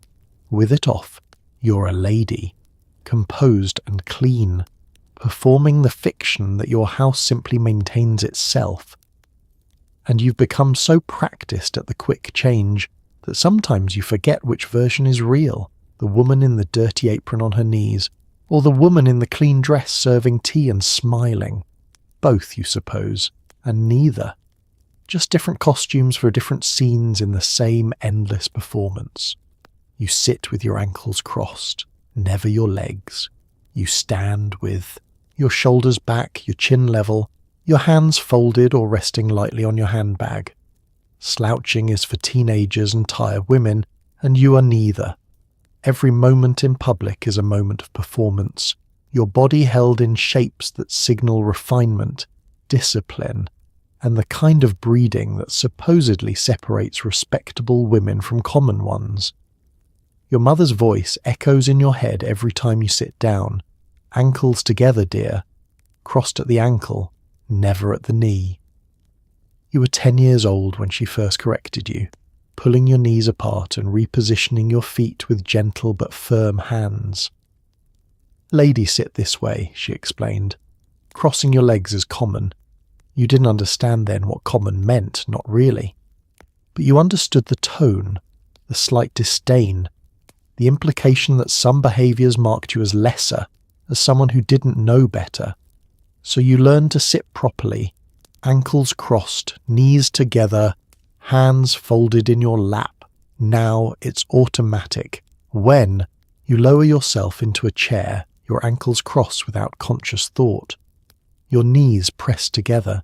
Your hands find their way to your lap or your handbag. The position is uncomfortable. Your hip flexors protest. Your lower back aches from sitting so rigidly straight. But discomfort is irrelevant. Posture matters more than comfort. Standing is its own performance. Shoulders back but not thrust backward in a way that looks military. Chest forward but not thrust forward in a way that looks provocative. Chin level, eyes straight ahead. Stomach pulled in, even though the girdle is already doing most of that work. Hands folded demurely in front of you, or holding your handbag, or resting lightly on your husband's arm if he's beside you. Never with your hands on your hips, that's aggressive, masculine. Never with your arms crossed, that's defensive, closed off. Never slouching or leaning, that suggests laziness, lack of discipline, a body that hasn't been properly trained. You watch, other women noting their posture the way you'd note their clothes or their hairstyles. Mrs. Miller always stands beautifully, spine straight, shoulders back, the picture of elegant deportment. Mrs. Thompson slouches slightly, her shoulders rounding forward, and you've heard people comment on it. She's let herself go, they whisper. Doesn't even try to stand up straight anymore. The judgment is constant, relentless. Your body is always being evaluated, assessed for signs of proper breeding and self-discipline. A slouch suggests moral weakness. Crossed legs suggest loose morals. Hands on hips suggest aggression. Every position carries meaning, sends signals, communicates something about who you are and how you were raised. At dinner parties, you're acutely aware of your posture. You sit at the table with your back not touching the chair, your spine held straight through sheer muscle control. Your ankles are crossed beneath the table where no one can see them, but you cross them anyway, because the position feels safer, more proper, than sitting with your feet flat on the floor. Your arms rest lightly on the armrests, never sprawling or taking up too much space. You take small bites of food, chew with your mouth closed, dab at your lips with your napkin after every few bites. Your entire body is engaged in the performance of refinement, every muscle held in careful control. By the end of an evening, you ache. Your back throbs from holding yourself upright for hours. Your hip flexors are tight from keeping your knees pressed together. Your shoulders burn from being pulled back in their proper position. But you don't complain. You don't even acknowledge the discomfort. Because proper posture is not about comfort. It's about discipline. It's about showing the world that you have control over your body, that you've been trained correctly, that you understand the silent language of physical deportment that separates ladies from everyone else. At home, alone, you sometimes let yourself slouch. You collapse onto the sofa with your legs sprawled, your spine curved, your whole body releasing into positions that feel natural and easy. For a few moments you exist without surveillance, without judgment, your body allowed to rest in whatever shape it finds comfortable. But then you hear a car in the driveway, or remember that you need to go to the store, and you straighten immediately, shoulders back, chin level, ankles crossed. The performance resumes. Because in 1953 your body is never truly your own. It's a display, a signal, a constant communication of your worth and your breeding. And slouching, even for a moment, even alone, feels like a betrayal of everything you've been taught to be. So you sit up straight, you cross your ankles, you hold yourself in uncomfortable shapes that mark you as a lady, and you ignore the ache in your back that reminds you what all this refinement actually costs. When someone compliments you, you do not say, "Thank you," and accept it. You deflect. "Oh, this old thing. I just threw it together. You're too kind." To accept a compliment directly is considered vain, proud, unbecoming. So you minimize yourself, your efforts, your appearance, teaching yourself that being noticed is slightly shameful and that humility means never admitting you tried. You're at church, standing in the fellowship hall with a cup of weak coffee in your hand when Mrs. Cooper approaches. She's smiling, her eyes bright with what looks like genuine warmth. "That dress is absolutely beautiful," she says, gesturing to the blue shirtwaist you spent an hour ironing this morning. "You look lovely." Your immediate instinct is to say thank you and accept the compliment with grace. But that instinct is wrong, trained out of you years ago by your mother, by magazines, by the unspoken rules that govern feminine modesty. Instead, you duck your head slightly, a self-deprecating smile crossing your face. "Oh, this old thing," you say, old, glancing down at the dress as if you've only just noticed you're wearing it. "I've had it for ages. I just threw it on this morning." This is a lie. The dress is less than a year old. You chose it carefully from 3 options, trying each on twice to make sure it fit properly. You ironed it with meticulous attention, steamed away every wrinkle, checked the hem for loose threads. Nothing about this morning was casual or thrown together. But admitting that would be admitting you tried. And trying, caring about your appearance, putting effort into looking nice is somehow shameful. It suggests vanity, self-absorption, the kind of pride that women are supposed to avoid. Mrs. Cooper smiles, satisfied with your deflection. "Well, it looks wonderful," she says, and moves on to talk to someone else. You sip your coffee, feeling a strange mixture of satisfaction and frustration. You've performed the script correctly, deflected the compliment, minimized your effort, maintained appropriate humility. But part of you wanted to say, "Thank you. I did try. I spent time choosing this dress and making sure it looked nice, and I'm glad you noticed." But you can't say that. You'll never say that. The script is everywhere. When someone compliments your cooking, you say, "Oh, it's nothing special, just something I threw together," even if you spent 3 hours preparing the meal, consulting recipe books, carefully timing each element. When someone compliments your home, you say, "Oh, it's such a mess, you should see it most days," even if you spent all morning cleaning, polishing, arranging. The pattern is always the same.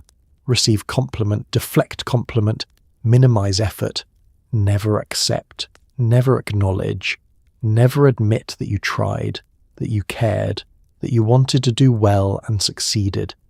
Your daughter is starting to learn this script too. Last week her teacher complimented her drawing, and you watched your 10-year-old immediately say, "Oh, it's not that good. I just scribbled it really fast." You recognized the deflection, saw yourself in her automatic minimization, and felt a pang of something, sadness, regret, that this pattern is already being passed down. Sometimes you wonder what would happen if you accepted a compliment directly. If someone said, "You look lovely," and you simply said, "Thank you," no deflection, no self-deprecation, just acknowledgement and acceptance. But you already know what would happen. People would think you were vain, conceited, too full of yourself. They'd whisper about it later. Did you hear how she took that compliment? As if she thinks she's actually beautiful. The judgment would be swift and merciless. So you continue the script. Deflect, minimize, self-deprecate. Teach yourself that being good at something is acceptable only if you pretend it was accidental, effortless, something that just happened without any intentional care. The result is a strange internal disconnect. You work hard at your appearance, your home, your cooking, your role as wife and mother, but you're not allowed to take pride in that work. You're not allowed to acknowledge it. You must pretend it all happens naturally, magically, without effort or intention. And over time, you start to believe the lie. You start to think that your efforts don't matter, that your accomplishments are trivial, that anything worth noticing about you is somehow accidental rather than achieved. The compliments keep coming, and you keep deflecting. "Oh, this? It's nothing. I just threw it together. You're too kind." The words come automatically now, a reflex you can't control.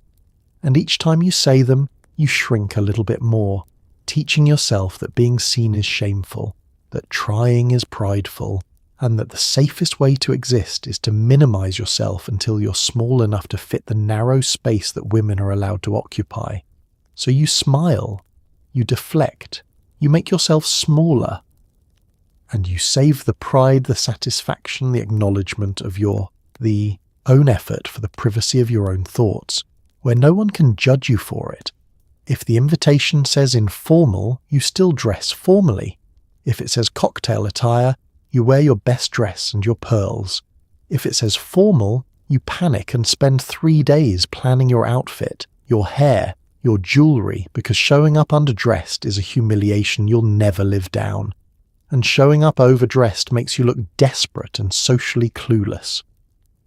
The invitation arrives in Tuesday's mail, cream-coloured and elegant, tucked inside an envelope with your name written in careful script.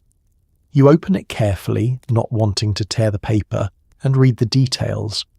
Mr. and Mrs. Henderson request the pleasure of your company for dinner.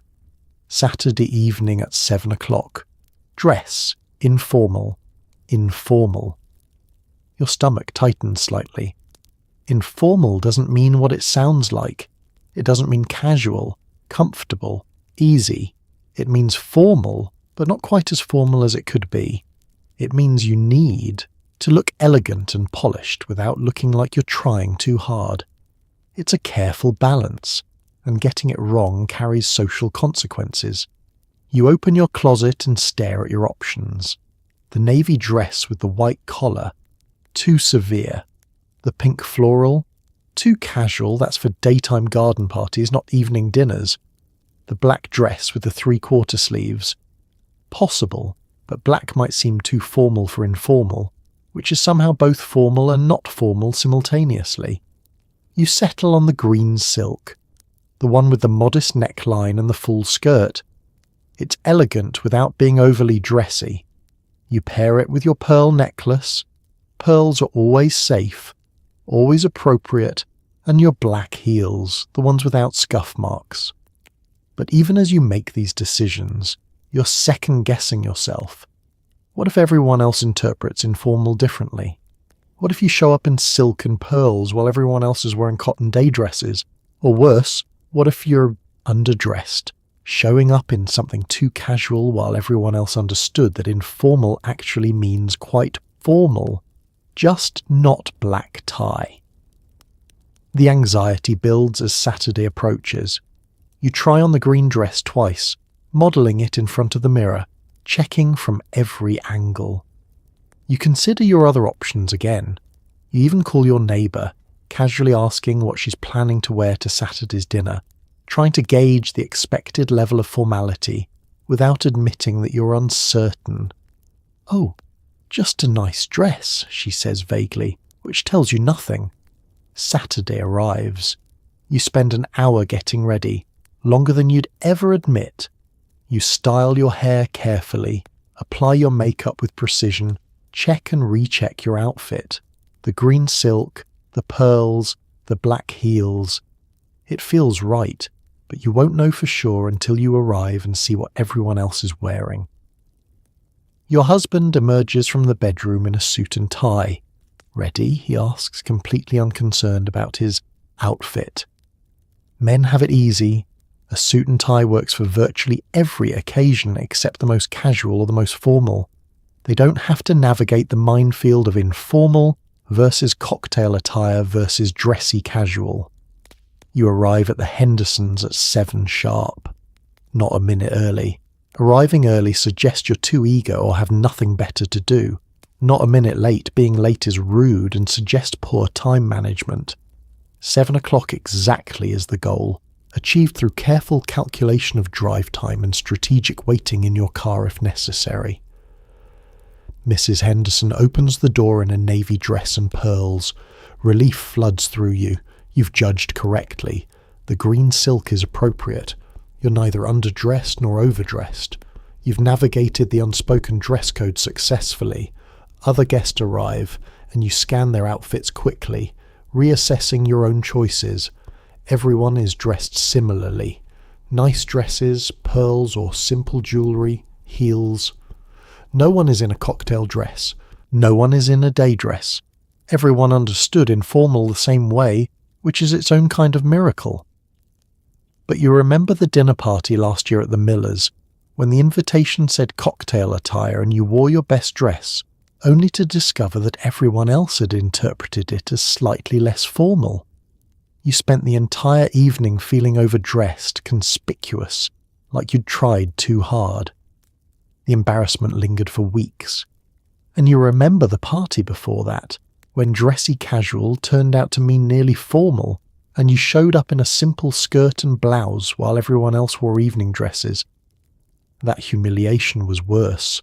Underdressing suggests you don't care enough, don't understand social codes, don't respect your hosts or the other guests. The dress code game is exhausting. A constant calculation of unspoken rules that shift depending on who's hosting, what kind of party it is, what time of year it is, and a dozen other variables that you're supposed to intuitively understand. And there's no room for error. Your outfit communicates volumes about you, your social awareness, your respect for the occasion, your understanding of your place in the community.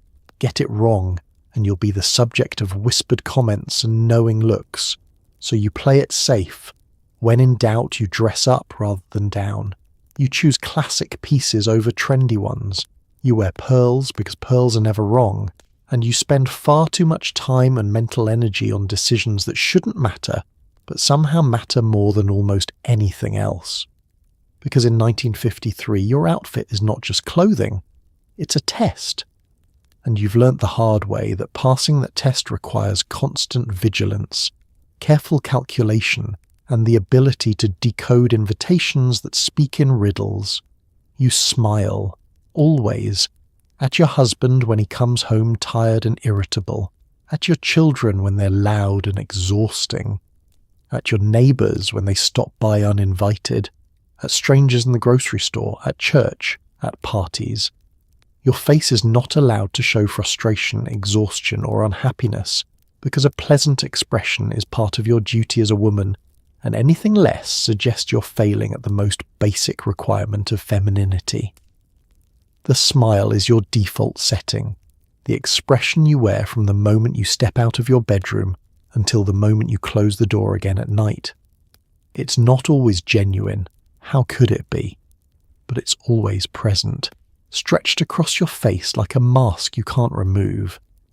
Your husband walks through the door at 6:15, his face creased with annoyance, his briefcase dropped heavily on the hall table. You can tell immediately that he's had a bad day. His shoulders are tight, his jaw clenched, his whole demeanour radiating frustration. "Hello, dear," you say, smiling warmly. "How was your day?" He grunts something non-committal and heads for the living room without kissing you hello. You follow, still, smiling, and ask if he'd like a drink. He nods. You pour his whiskey, hand it to him with a smile, and retreat to the kitchen to finish dinner. Your own day was exhausting. The washing machine broke. The children fought all afternoon. You burned the first batch of cookies, but none of that matters. His bad day is acknowledged, accommodated. Yours is invisible. The children tumble into the kitchen, arguing loudly about whose turn it is to set the table. Your head throbs.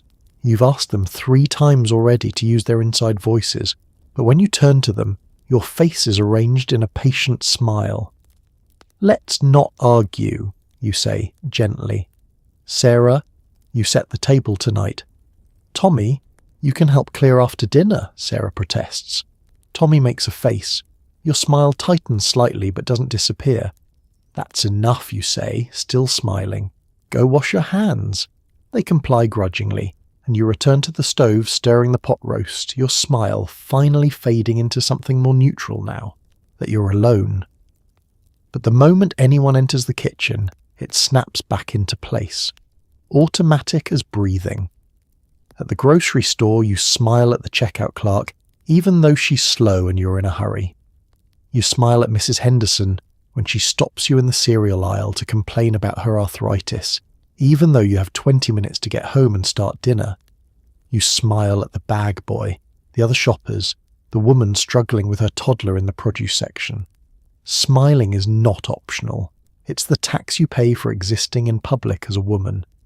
A neutral expression makes you look angry, unfriendly, difficult. A frown makes you look bitter, ungrateful, someone who's forgotten how fortunate she is. Only a smile is acceptable. Only pleasantness is allowed. Your face hurts sometimes from holding the smile so long. Your cheek muscles ache. The corners of your mouth tremble from the sustained effort, but you don't let it drop. You can't let it drop.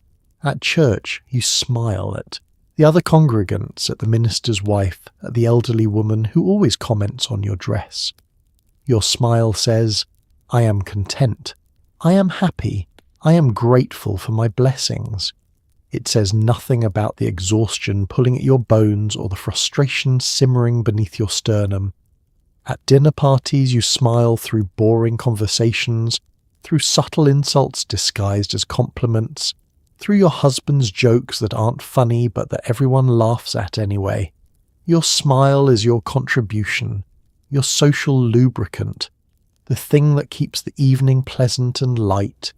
You've learned to smile through almost anything, through your husband's dismissive comments, through your mother-in-law's criticism, through your children's tantrums, through your own disappointment when plans fall through or dreams get deferred. The smile is constant, unwavering, relentless.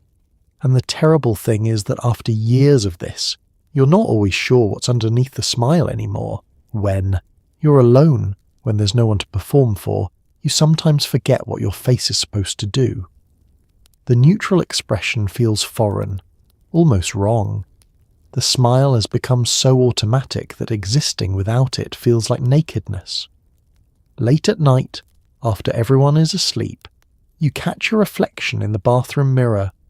Your face is finally relaxed, the smile gone, and the woman looking back at you seems tired, older than she should be, marked by years of holding muscles in positions they were never meant to sustain.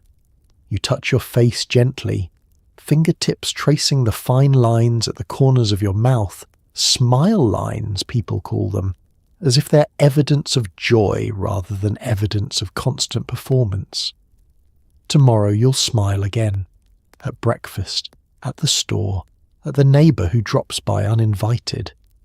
You'll smile until your face aches, until the expression is indistinguishable from your actual face, until you can't remember what it feels like to exist without it, because in 1953 an unsmiling woman is a problem, a threat, a failure, and you have worked too hard to be considered any of those things, so you smile and smile and smile, until smiling becomes the only expression anyone ever sees, and the real feelings underneath become so deeply buried that even you can't find them anymore. You have special towels for guests, small, decorative, embroidered towels that hang in the bathroom and are never ever used by your family. They exist solely to signal that you're the kind of woman who thinks ahead, who maintains standards, who keeps her home ready for inspection at all times. Using them yourself would defeat their purpose, so they hang there, pristine and pointless, a symbol of domestic performance. The guest towels are cream-coloured linen with delicate blue embroidery along the edges, flowers and vines stitched by your mother-in-law as a wedding gift. They hang on a brass rod in the powder room arranged just so, slightly, overlapping, the embroidered edges visible and displayed like small works of art. Your family knows not to touch them. This knowledge was imparted early and firmly. When your son was 4, he reached for one after washing his hands, and you stopped him gently but decisively. No, sweetie, those are for guests. Use this one. You handed him the everyday towel, the one that actually gets used, the one that's soft from washing and slightly frayed at the edges. But why can't I use the pretty ones? He asked, his hand still outstretched toward the forbidden linen. Because they're special, you explained, though even as you said it, you recognized the absurdity. Special towels that can't be used. Special things that exist only to be seen, never touched, never serving their actual purpose. But that's the point. The guest towels aren't really towels, they're props. They're evidence that you maintain a certain standard, that your home is always ready for company, that you're the kind of woman who has things set aside specifically for guests rather than making do with whatever's hanging around. The everyday towels, the ones your family actually uses, are hidden in the cabinet beneath the sink. They're soft, faded, functional. They've been washed 100 times and they bear the stains of real use. A spot of toothpaste that never quite came out, a faint discoloration from when your daughter wiped off her muddy hands before you could stop her. These are the towels that serve the purpose towels are meant to serve. But they're hidden away, tucked out of sight, because showing guests your actual functional towels would suggest you don't have standards, don't keep your house nice, don't care enough to maintain separate sets of linens for different occasions. When guests do visit, they use the powder room and encounter the guest towels hanging in pristine splendour. They dry their hands carefully, aware that these are special towels, nicer than the ones they probably have at home. They notice the embroidery, the quality of the linen, the fact that the towels appear untouched, and they form an impression. This is a well-kept home, a proper home, maintained by a woman who understands how things should be done. What they don't know is that the moment they leave, you'll check the guest towels. If they actually used them, and most guests, intimidated by the obvious specialness, don't, you'll take them down, wash them, iron them, and hang them back up in perfect condition before the next visitor arrives. The system requires constant vigilance. You check the powder room before anyone comes over, making sure the guest towels are properly displayed, that no one in your family has accidentally used them, that they still look fresh and untouched. You monitor them the way a museum curator monitors an exhibit. Sometimes you wonder why you maintain this charade. The towels serve no practical purpose for your family. They're not softer or better than the everyday towels. They're just prettier, more formal, kept in pristine condition through the simple expedient of never being used for their intended purpose. But letting go of the guest towel ritual would mean letting go of a standard, admitting that you don't care enough to maintain separate sets of things for company.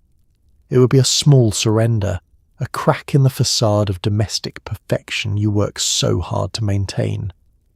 Your mother had guest towels. Your grandmother had guest towels.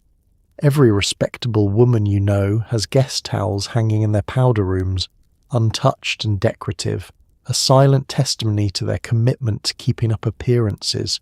So you keep yours too.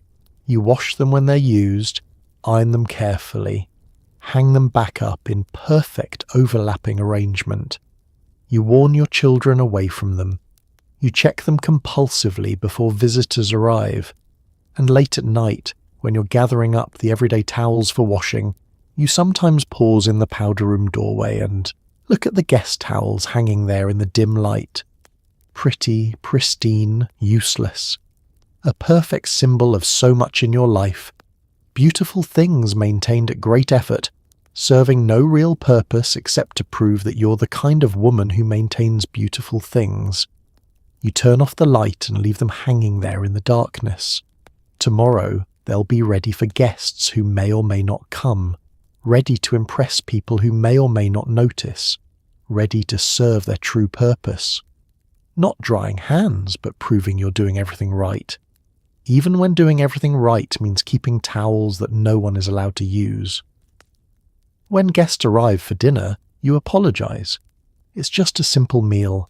I wish I'd had more time. I hope it's not too plain. Even if you've spent 6 hours preparing, even if the table looks like a magazine spread, you diminish your work because taking pride in your efforts is seen as boastful, and boasting is unfeminine, inappropriate, something men do, not respectable housewives. The doorbell rings at 7 o'clock exactly. Your guests stand on the porch smiling, holding a bottle of wine and a bouquet of flowers. You open the door, your own smile in place, your apron already removed and hidden in the pantry. Come in, you say warmly, ushering them inside. I'm so glad you could make it. Mrs. Cooper hands you the flowers. Thank you so much for having us. And here it comes, automatic as breathing. "Oh, it's nothing," you say, waving your hand dismissively. "Just a simple little dinner. I wish I'd had more time to prepare something nicer." This is a lie. You've been preparing for 3 days. You planned the menu carefully, consulted 2 cookbooks, made a shopping list organised by store aisle. This morning you baked the rolls from scratch, peeled 20 potatoes, trimmed the roast, chopped vegetables, made the dessert.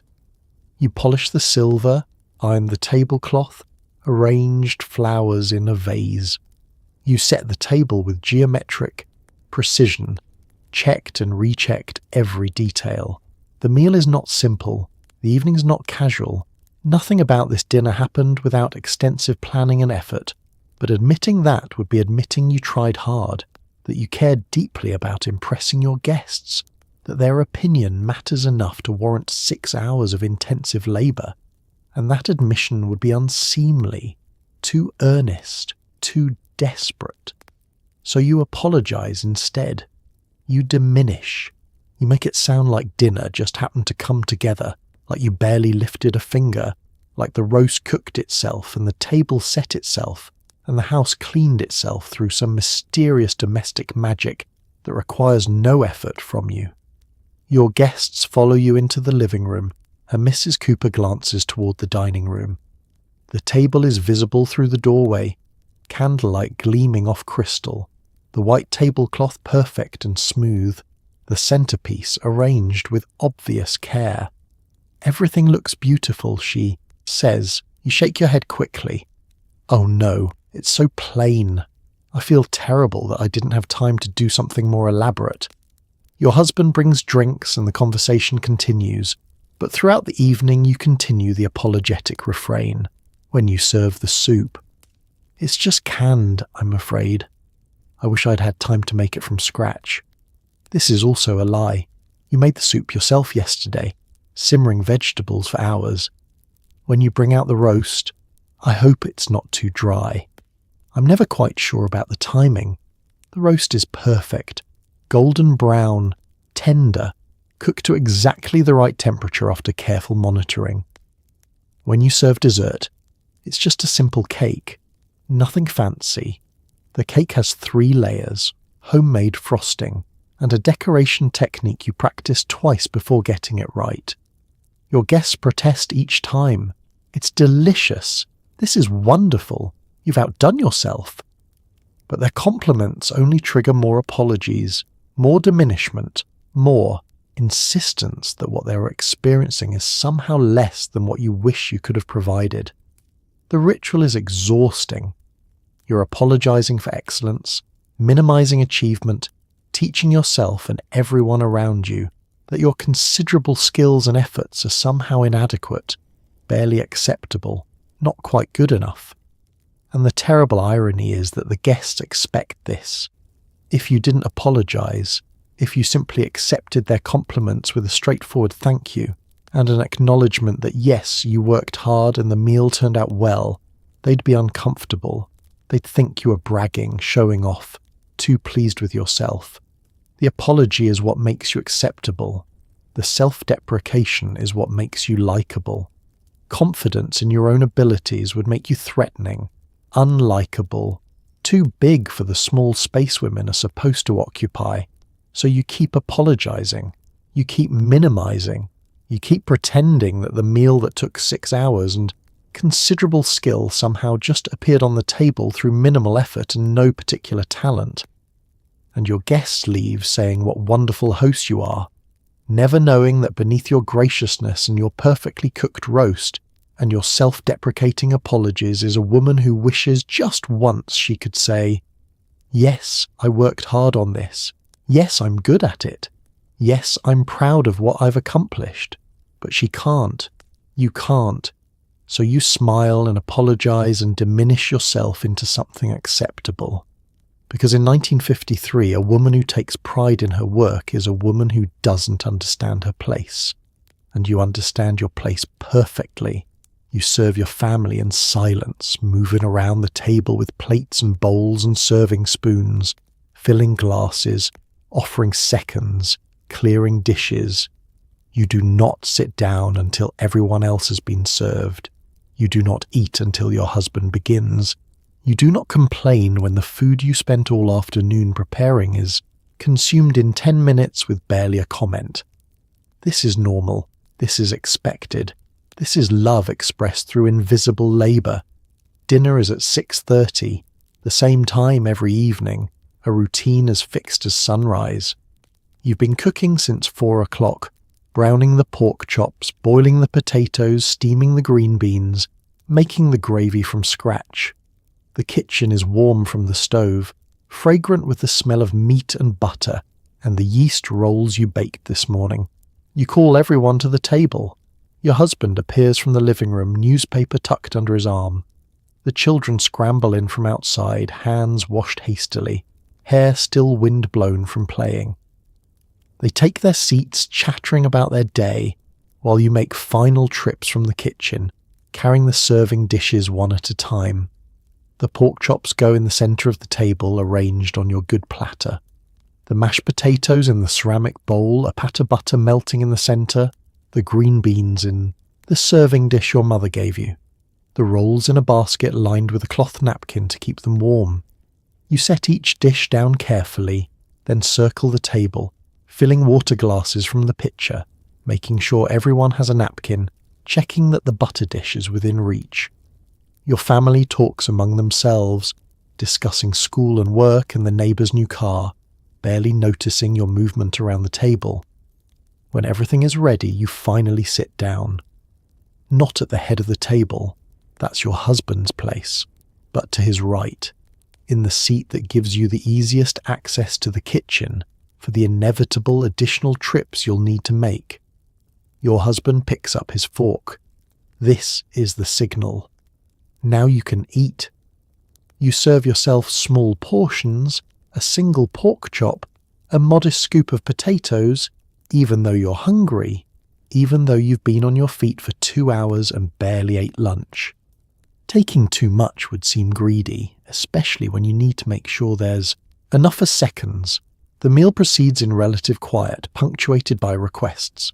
Can you pass the salt? More water, please. Do we have any ketchup? Each request pulls you from your own eating, sends you half rising from your chair to fetch or pass or pour.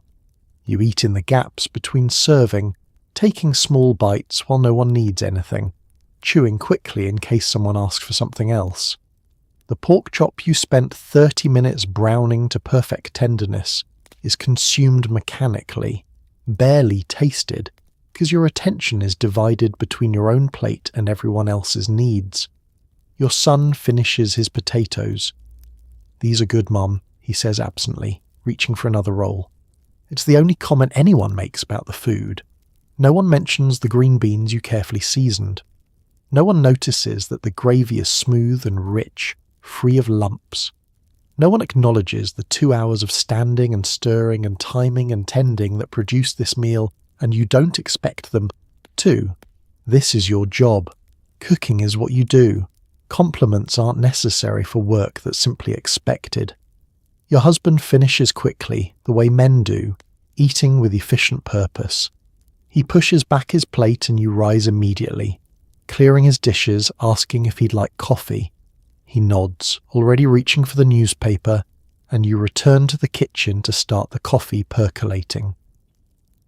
The children finish next, gulping the last of their milk, asking to be excused. You nod, and they scatter, leaving their plates on the table for you to clear. Your own dinner sits half-eaten, growing cold, but you begin gathering the dishes anyway, stacking them carefully, scraping the remains into the trash. By the time you sit back down, your food is lukewarm and unappealing. You eat it anyway, quickly, standing at the counter while you start washing the serving dishes. There's no point in sitting at the empty table, and the work needs to be done. The cleanup takes longer than the meal itself. Dishes to wash, surfaces to wipe, leftovers to store, the kitchen to restore to its pre-dinner cleanliness. You work steadily, your hands in hot soapy water, your back aching from the hours of standing. Your husband appears in the doorway. "Good dinner," he he says, the words casual, almost an afterthought. Thank you, you reply, smiling even though he can't see your face as you scrub the roasting pan. He disappears back to the living room, and you continue washing dishes in the quiet kitchen. The only sounds the splash of water and the clink of plates. This is every dinner. This is every meal.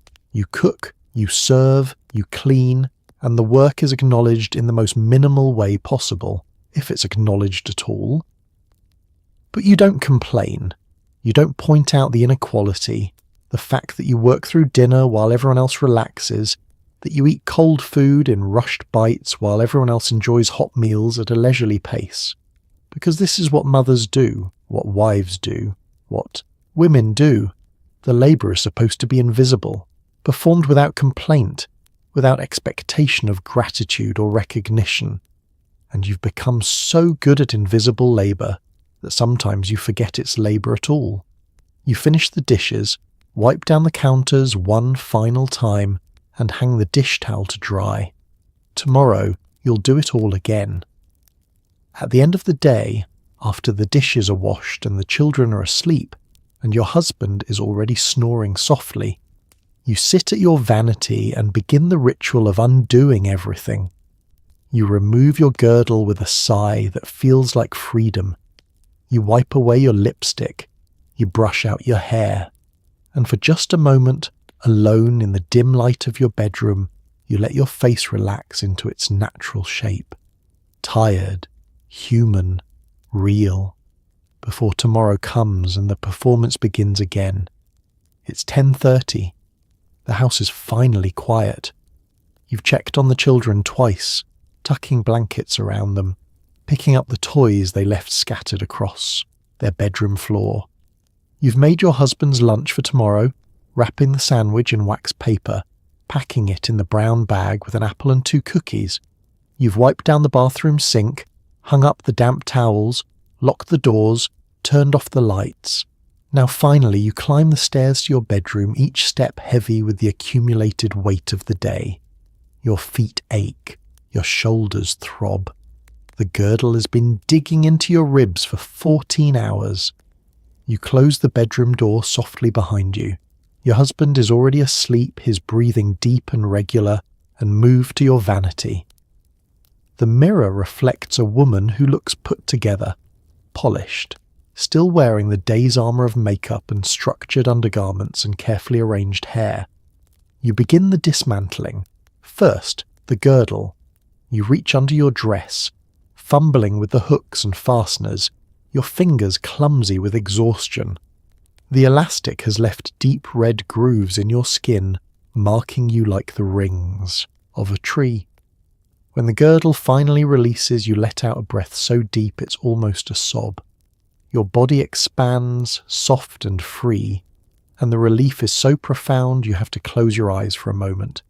You peel the girdle down your legs, step out of it, and drop it onto the chair where it sits like a shed skin. The garter clips dangle uselessly. You'll deal with it tomorrow. Next comes the dress, unzipped carefully and hung in the closet. The stockings rolled down and tossed into the hamper. The slip, the brassiere, the layers of structure that shaped you into an acceptable feminine form. Each removed garment feels like removing a piece of performance, peeling away the public self to reveal the private one underneath. You sit at the vanity in your nightgown, barefaced for the first time since this morning, and reach for the cold cream. The jar is heavy, half empty, the cream thick and white as you scoop it onto your fingers. You smooth it over your face, feeling the makeup dissolve under your touch. The lipstick melts away, the powder disappears, the carefully drawn eyebrows smudge and fade. You wipe your face with a cloth, revealing the real skin underneath, tired, slightly lined, marked by the day's expressions and tensions. Without makeup, you look older, more human, less like the polished version of yourself that moved through the world today, and more like the actual person who lives inside that polished shell. Your hairbrush sits on the vanity, and you pick it up, pulling the pins from your hair one by one. They clatter onto the vanity top, a small pile of metal evidence of the effort it takes to keep hair in place all day. You brush slowly, working through the tangles, letting your hair fall loose around your shoulders. The face in the mirror is unguarded now. The smile is gone, replaced by something neutral and tired. Your eyes look heavy.